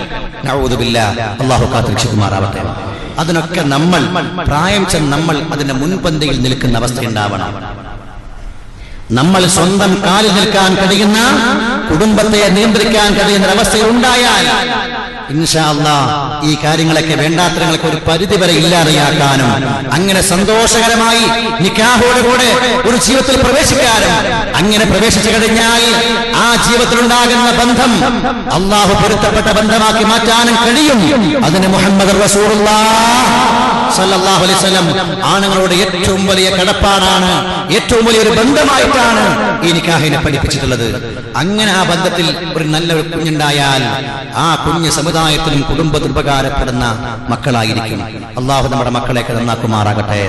അതുകൊണ്ട് വിവാഹം കഴിക്കാത്തവരായിരുന്നാലും ഈ കാര്യങ്ങളൊക്കെ മനസ്സിലാക്കി തന്റെ ജീവിതത്തിലേക്ക് താൻ ചേർത്ത് വെക്കുന്ന ഭാര്യ ഇണ ആരായിരിക്കണം നാം ചിന്തിച്ചുകൊണ്ട്, മാത്രമല്ല നമ്മുടെ ഭാര്യമാർ, ചിലപ്പോൾ നമ്മുടെ ഭാര്യമാരൊക്കെ ഇപ്പോ കല്യാണം കഴിച്ചവരാണ്. സാറേ നിങ്ങൾ പറഞ്ഞ പോലെ നിന്റെ ഓളില്ലല്ലോ, എന്താക്കാൻ? അവരെ നന്നാക്കാൻ വേണ്ടി നമ്മൾ ശ്രദ്ധിക്കണം. പിന്നെ 100% പെണ്ണ് നന്നാകുമെന്ന് ആരും വിചാരിക്കേണ്ട. ഹബീബായ മുഹമ്മദ് മുസ്തഫ ഞാൻ വളരെ 100% സ്ട്രൈറ്റ് ഫോർവേഡാണ്. എന്റെ അടുത്ത് ഒന്നുമില്ല, എല്ലാം ഓപ്പണാണ്. അതുകൊണ്ട് എന്റെ കെട്ടിയോളം 100% എന്നെ പോലെ ആവണം വിചാരിച്ചാൽ പെണ്ണൊരിക്കലും ആവില്ല. മുഹമ്മദ് മുസ്തഫ. എന്തുകൊണ്ട്? പെണ്ണിനെ അല്ലാഹു തആല സൃഷ്ടിച്ചത് വളഞ്ഞ വാരിയലിൽ നിന്നാണ്. ആ വളവ് അവളുടെ സ്വഭാവത്തിൽ പലപ്പോഴും കാണിച്ചുകൊണ്ടിരിക്കും. അപ്പൊ നിങ്ങൾ പറഞ്ഞ് തീരെ നന്നാക്കണ്ടെന്നാണല്ലേ? അല്ലല്ല, നിരന്തരം ഉപദേശിച്ചുകൊണ്ടിരിക്കണം, കാര്യങ്ങൾ പറഞ്ഞുകൊണ്ടിരിക്കണം. എന്റെ ഭാര്യ 100% ലെവലാകണമെന്ന വാശി വേണ്ട, ആവില്ല. അപ്പൊ നന്നാക്കണ്ടേ? അവരുപദേശിക്കണം, അവരോട് കാര്യങ്ങൾ പറയണം. എന്തായാലും നന്നാവൂലല്ലോ, പിന്നെന്തിനാ ഉപദേശിക്കേണ്ടത്?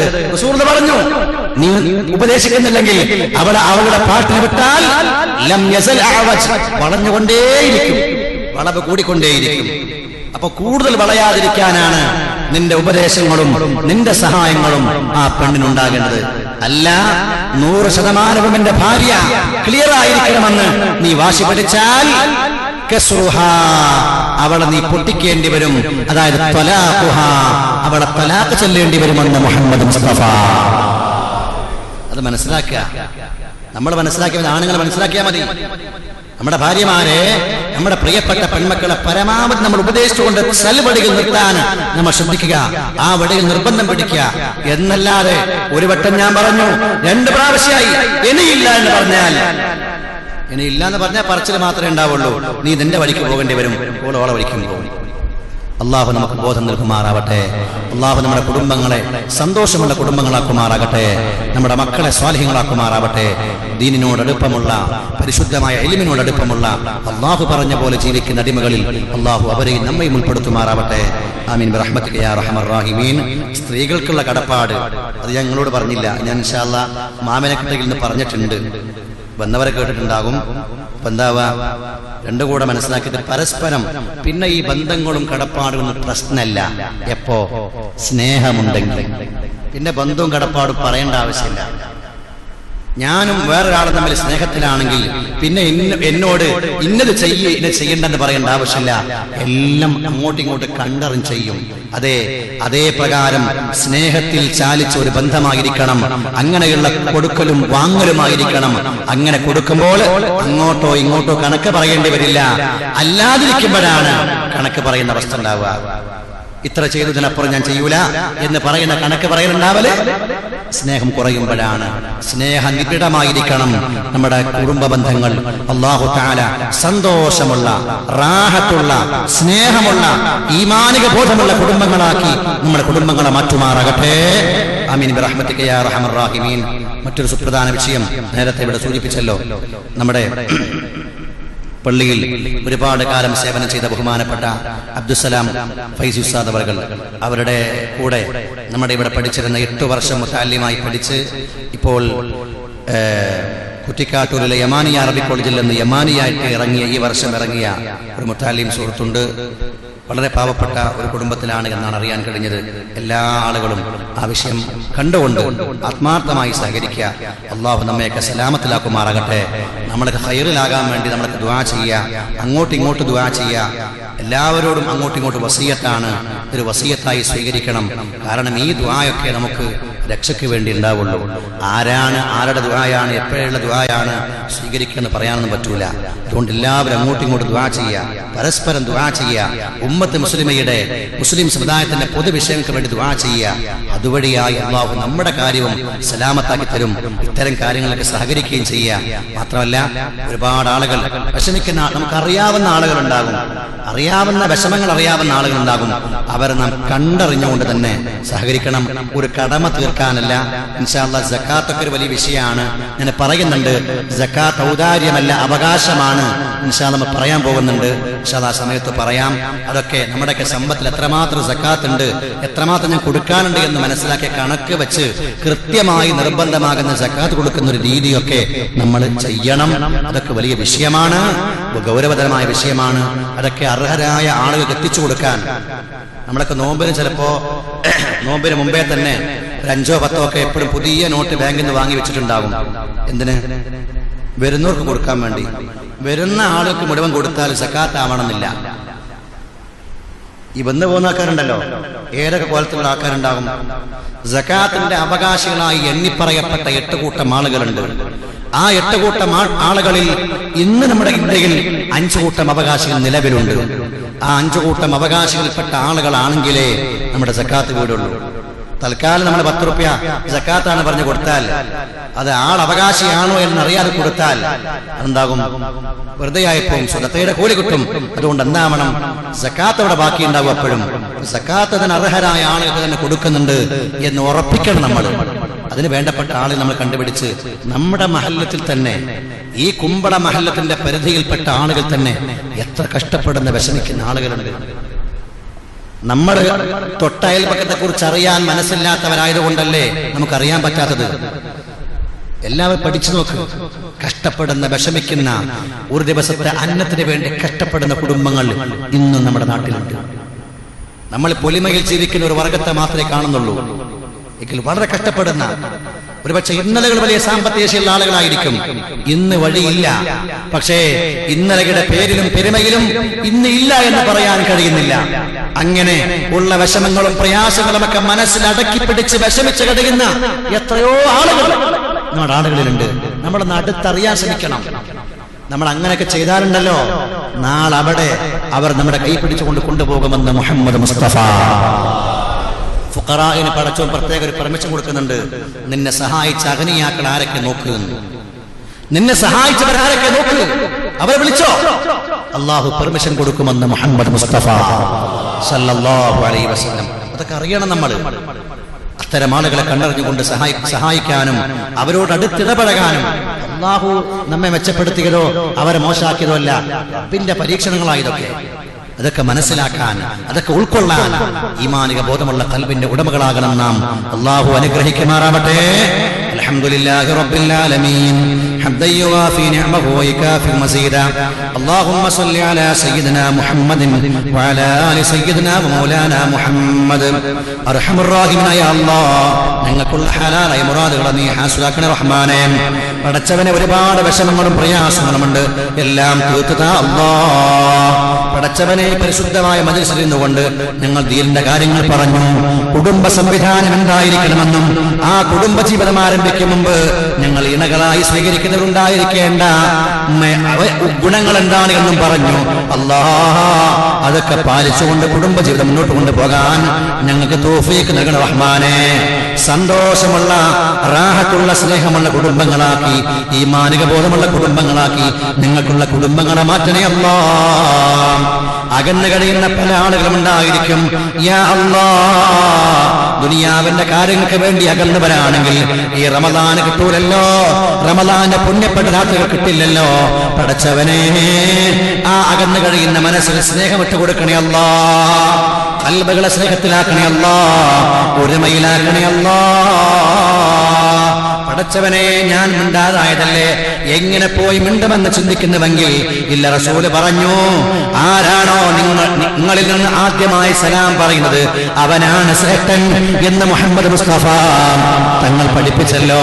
അതെങ്കിലും ചിന്തിച്ചുകൊണ്ട് റബ്ബേ, ഉലഞ്ഞു പോയ ബന്ധങ്ങളെ രൂഢമൂലമാക്കാൻ തൗഫീഖ് താ അല്ലാഹ്. പടച്ചവനെ, മക്കളെ സ്വാലിഹീങ്ങളാക്കണേ അല്ലാഹ്. അവരെ തമ്മാടികളും റൗഡികളുമാക്കല്ലേ റബ്ബേ. പടച്ചവൻ, അവർക്ക് നല്ല വിദ്യാഭ്യാസം കൊടുക്കണേ അല്ലാഹ്, മതബോധം കൊടുക്കണേ അല്ലാഹ്.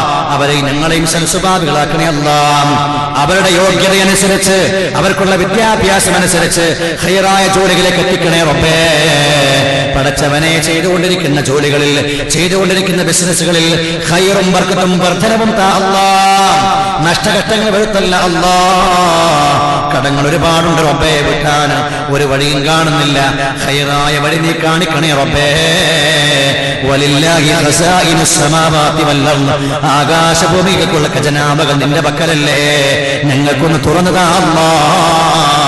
ഗരീബേ നവാസ് അജ്മീർ ഖാജ ഖദ്ദസല്ലാഹു സിർറഹുൽ അസീസ്, എത്രയോ പാവങ്ങളെ വലിയ ഖനിയാക്കിയ വലിയ ഔലിയാണല്ലോ, വലിയ മഹാനാണല്ലോ, നീ കൊടുത്ത കഴിവാണല്ലോ റബ്ബേ. ഞങ്ങളിലേക്ക് നിന്റെ കരുണയുടെ നോട്ടം നടത്തണേ അല്ലാഹ്. പടച്ചവനെ, വിഷമിക്കുന്ന ഒരുപാട് ആളുകളുണ്ട്, ഒന്ന് സലാമത്ത് കൊടുക്കണേ അല്ലാഹ്. ജീവിതാവശ്യങ്ങൾക്ക് വേണ്ടി മറ്റുള്ള ആളുകളിൽ ചെന്നുകൊണ്ട് കൈനീട്ടേണ്ട ഗതികേട് ഞങ്ങൾക്ക് വരുത്തല്ല റഹ്മാനേ, ഞങ്ങൾക്കുണ്ടാക്കല്ല അല്ലാഹ്. പടച്ചവനെ, പാവങ്ങളെ സഹായിക്കാൻ, അവരോട് കരുണയിൽ വർത്തിക്കാൻ, അവരോട് സ്നേഹത്തിൽ വർത്തിക്കാൻ ഞങ്ങൾക്ക് തൗഫീഖ് നൽകണം റഹ്മാനേ. അതിനുള്ള വിശാല മനസ്സിനെത്താ അല്ലാഹ്. പടച്ചവനെ, ഹബീബായ മുഹമ്മദ് മുസ്തഫ സല്ലല്ലാഹു അലൈഹി വസല്ലം പൊന്നമോൾ ആയിഷയും പ്രിയപ്പെട്ട മക്കളോട് റസൂൽ കാണിച്ച ആ സ്നേഹം വല്ലാതെ സ്നേഹമായിരുന്നല്ലോ. അതുപോലെ കഴിയാനല്ലേ ആ റസൂൽ ഞങ്ങളെ പഠിപ്പിച്ചത്. ഞങ്ങളുടെ കൽബിലും ആ സ്നേഹമിട്ടതാ അല്ലാഹ്. പടച്ചവനെ, മക്കളെ നല്ലവരാക്കണേ അല്ലാഹ്, അനുസരണമുള്ളവരാക്കണേ അല്ലാഹ്. പടച്ചവനെ, കുരുത്തമുള്ളവരാക്കണേ റബ്ബേ. കല്യാണപ്രായമായ ആൺമക്കൾക്കും പെൺമക്കൾക്കും അനുയോജ്യരായ ഇണകളെ നീ എത്തിക്കണേ റഹ്മാനേ. ഈ റമദാൻ കഴിയുമ്പോഴേക്ക് എത്തിക്കണേ അല്ലാഹ്. ഖൈറായ ബന്ധങ്ങൾ അടുപ്പിക്കണേ അല്ലാഹ്. നിശ്ചയിക്കപ്പെട്ട വിവാഹങ്ങളെ ഖൈറായി നടത്തിക്കണേ റബ്ബേ. നിക്കാഹ് കഴിഞ്ഞു, അറയിൽ കൂടിക്കഴിഞ്ഞു, പിന്നെ എന്തൊക്കെയോ അസ്വാരസ്യങ്ങളാണ്, അകൽച്ചയാണ് അല്ലാഹ്. ആ ഖൽബിൽ സ്നേഹമിട്ട് കൊടുക്കണേ റബ്ബേ, ഒന്നാക്കണേ അല്ലാഹ്. പടച്ചവനെ, രോഗം കൊണ്ട് വിഷമിക്കുന്ന ഒരുപാട് ആളുകളുണ്ട്, രോഗിയായി ബുദ്ധിമുട്ടുന്ന പല ആളുകളുമുണ്ട്. യാ അല്ലാഹ്, യാ ഷാഫി, യാ കാഫി, യാ മുആഫി, യാ അല്ലാഹ്, അത്ഭുതകരമായ ശിഫാ കൊടുക്കണേ റഹ്മാനേ, കൊടുക്കണേ റഹ്മാനേ. ഞങ്ങളിൽ ആരിലെങ്കിലും വല്ല മാരകമായ രോഗമുണ്ടാക്കാൻ നിനക്ക് തീരുമാനമുണ്ടെങ്കിൽ, വല്ല രോഗാണുക്കളും ഇപ്പോൾ ഈ ശരീരത്തിലുണ്ടെങ്കിൽ, യാ അല്ലാഹ്, ആ ശർറായ ഖദാഇനെ റദ്ദാക്കണേ റബ്ബേ, റദ്ദാക്കണേ റഹ്മാനേ. മാരകമായ രോഗം പിടിപെട്ട് കടന്നുപോയി നോക്കേണ്ട മക്കളും കുടുംബക്കാരും ശപിച്ചു പറയുന്ന അവസ്ഥയിലേക്ക് കിടത്തിക്കളയല്ല അല്ലാഹ്. അറുതലിൽ ഉമറിലേക്ക് ഞങ്ങൾ ആരെയും തള്ളി മാറ്റല്ല റഹ്മാനേ. പടച്ചവനെ, പരിശുദ്ധ റമദാൻ ഏകദേശം പകുതിയാകാൻ പോവുകയാണ്. പടച്ചവനെ, പരിശുദ്ധമായ പുണ്യമാസം കടന്നു വന്നിട്ട് അമലുകൾ വളരെ കുറവാണ്. പകലന്തികൾ കഴിഞ്ഞു പോയതറിഞ്ഞില്ല. പടച്ചവനെ, അമല് വളരെ കുറവാണെങ്കിലും ഇതുപോലെയുള്ള മജലിസുകൾ ഇരുന്നല്ലോ, ഇരുന്ന ഓരോ സെക്കൻഡും മണിക്കൂറുകൾക്കുള്ള പ്രതിഫലങ്ങളാക്കി സ്വീകരിക്കണേ അല്ലാഹ്. വലിയ സമ്പാദ്യമാക്കണേ റബ്ബേ. പടച്ചവനെ, ഇബ്ലീസിന്റെ കണിയിൽ പെട്ടുകൊണ്ട് പലപ്പോഴും നന്മയുടെ വഴിയിൽ നിന്ന് പിന്മാറിപ്പോയിട്ടുണ്ട്. പൊറുക്കണേ റഹ്മാനേ. അനുകൂലമായി സാക്ഷി പറയുന്ന അവസ്ഥ ഉണ്ടാക്കണേ അല്ലാഹ്. കേടായി റമദാൻ സാക്ഷി പറയല്ല റബ്ബേ, അത്തരം ഹതഭാഗ്യരാക്കില്ല റബ്ബേ. പടച്ചവനെ, വീടില്ലാത്തവരുണ്ട്, ദുആ ചെയ്യാൻ വേണ്ടി പറഞ്ഞവരുണ്ട് റബ്ബേ. നല്ലൊരു വീട് വെച്ച് കാണാൻ തൗഫീഖ് നൽകണേ റഹ്മാനേ. വിൽപ്പനക്ക് വെച്ച സ്വത്തുക്കളുണ്ട് റബ്ബേ, വിൽപ്പന നടക്കുന്നില്ല. എന്ത് തടസ്സമാണെങ്കിലും നീ ഖൈറാക്കണേ അല്ലാഹ്. സമാധാനം കൊടുക്കണേ റബ്ബേ. ശത്രുക്കളെ ദൂരപ്പെടുത്തണേ അല്ലാഹ്. ഒരു സാഹിറിന്റെ സിഹറും വലിയാടെ കാക്കണേ അല്ലാഹ്. ഒരു കണ്ണേറും തട്ടാതെ സൂക്ഷിക്കണേ അല്ലാഹ്. തട്ടിയത് മുഴുവൻ കരിച്ചു കളയണേ അല്ലാഹ്. യാ അല്ലാഹ്, യാ അല്ലാഹ്, യാ അല്ലാഹ്. ربنا آتنا في الدنيا حسنة وفي الآخرة حسنة وقنا عذاب النار. اللهم اجعل هذا الشهر الشريف العظيم شاهدا لنا لا شاهدا علينا، واجعله حجة لنا لا حجة علينا. اللهم اعتق رقابنا يا معتق الرقاب، يا تواب يا وهاب، ورقاب آبائنا وأمهاتنا وأزواجنا وذرياتنا وإخوتنا وأخواتنا، ورقاب من أوصانا بالدعاء من الديون والمظالم والنار. آمين آمين آمين برحمتك يا أرحم الراحمين. أشهد أن لا إله إلا الله، أستغفر الله. اللهم إني أسألك الجنة وأعوذ بك من النار. കേവലം നാവ് കൊണ്ട് ചൊല്ലുന്ന ഒരു ദിക്റാകരുത്, അർത്ഥം ചിന്തിച്ചുകൊണ്ട് ഖൽബിൽ ചെല്ലണം. പടച്ചവനെ, നിന്നോട് ഞാൻ നിന്റെ ഇഷ്ടത്തെ ചോദിക്കുകയാണ്. പടച്ചവൻ, നീയല്ലാതെ ഒരാരാധ്യനില്ല, നിന്നോട് പുറക്കുന്ന ചോദിക്കുകയാണ്. അല്ലാഹുമ്മ ഇന്നി, പടച്ചവനെ, നിശ്ചയം ഞാൻ അസ്അലുക്കൽ ജന്ന, നിന്നോട് സ്വർഗം ചോദിക്കുകയാണ്. വഅഊദു ബിക മിനന്നാർ, നരകത്തിൽ കാവൽ ചോദിക്കുകയാണ്. അല്ലാഹ്, ഇത് ചിന്തിച്ചുകൊണ്ട് വേണം ചൊല്ലാൻ. അശ്ഹദു അല്ലാ ഇലാഹ ഇല്ലല്ലാഹ് അസ്തഗ്ഫിറുല്ലാഹ് അല്ലാഹുമ്മ ഇന്നി അസ്അലുക വഅഊദു ബിക മിനൻ നാർ. അശ്ഹദു അല്ലാ ഇലാഹ ഇല്ലല്ലാഹ് അസ്തഗ്ഫിറുല്ലാഹ് അല്ലാഹുമ്മ ഇന്നി അസ്അലുക ജന്നത വഅഊദു ബിക മിനൻ നാർ. അല്ലാഹുമ്മ ഗ്ഫിർ ലീ ദുനൂബി യാ റബ്ബൽ ആലമീൻ. ലോകരക്ഷിതാവേ, എന്റെ ദോഷങ്ങളെ പൊറുക്കണേ. ലോകരക്ഷിതാവേ, എന്റെ ദോഷങ്ങളെ പൊറുക്കണേ. അല്ലാഹുമ്മ ഗ്ഫിർ ലീ ദുനൂബി യാ റബ്ബൽ ആലമീൻ. അല്ലാഹുമ്മ ഗ്ഫിർ ലീ ദുനൂബി യാ റബ്ബൽ ആലമീൻ. സല്ലല്ലാഹു അലാ മുഹമ്മദ് സല്ലല്ലാഹു അലാ മുഹമ്മദ് സല്ലല്ലാഹു അലൈഹി വസല്ലം. അല്ലാഹുമ്മ സല്ലി അലാ മുഹമ്മദ് യാ റബ്ബി സല്ലി അലൈഹി വസല്ലം.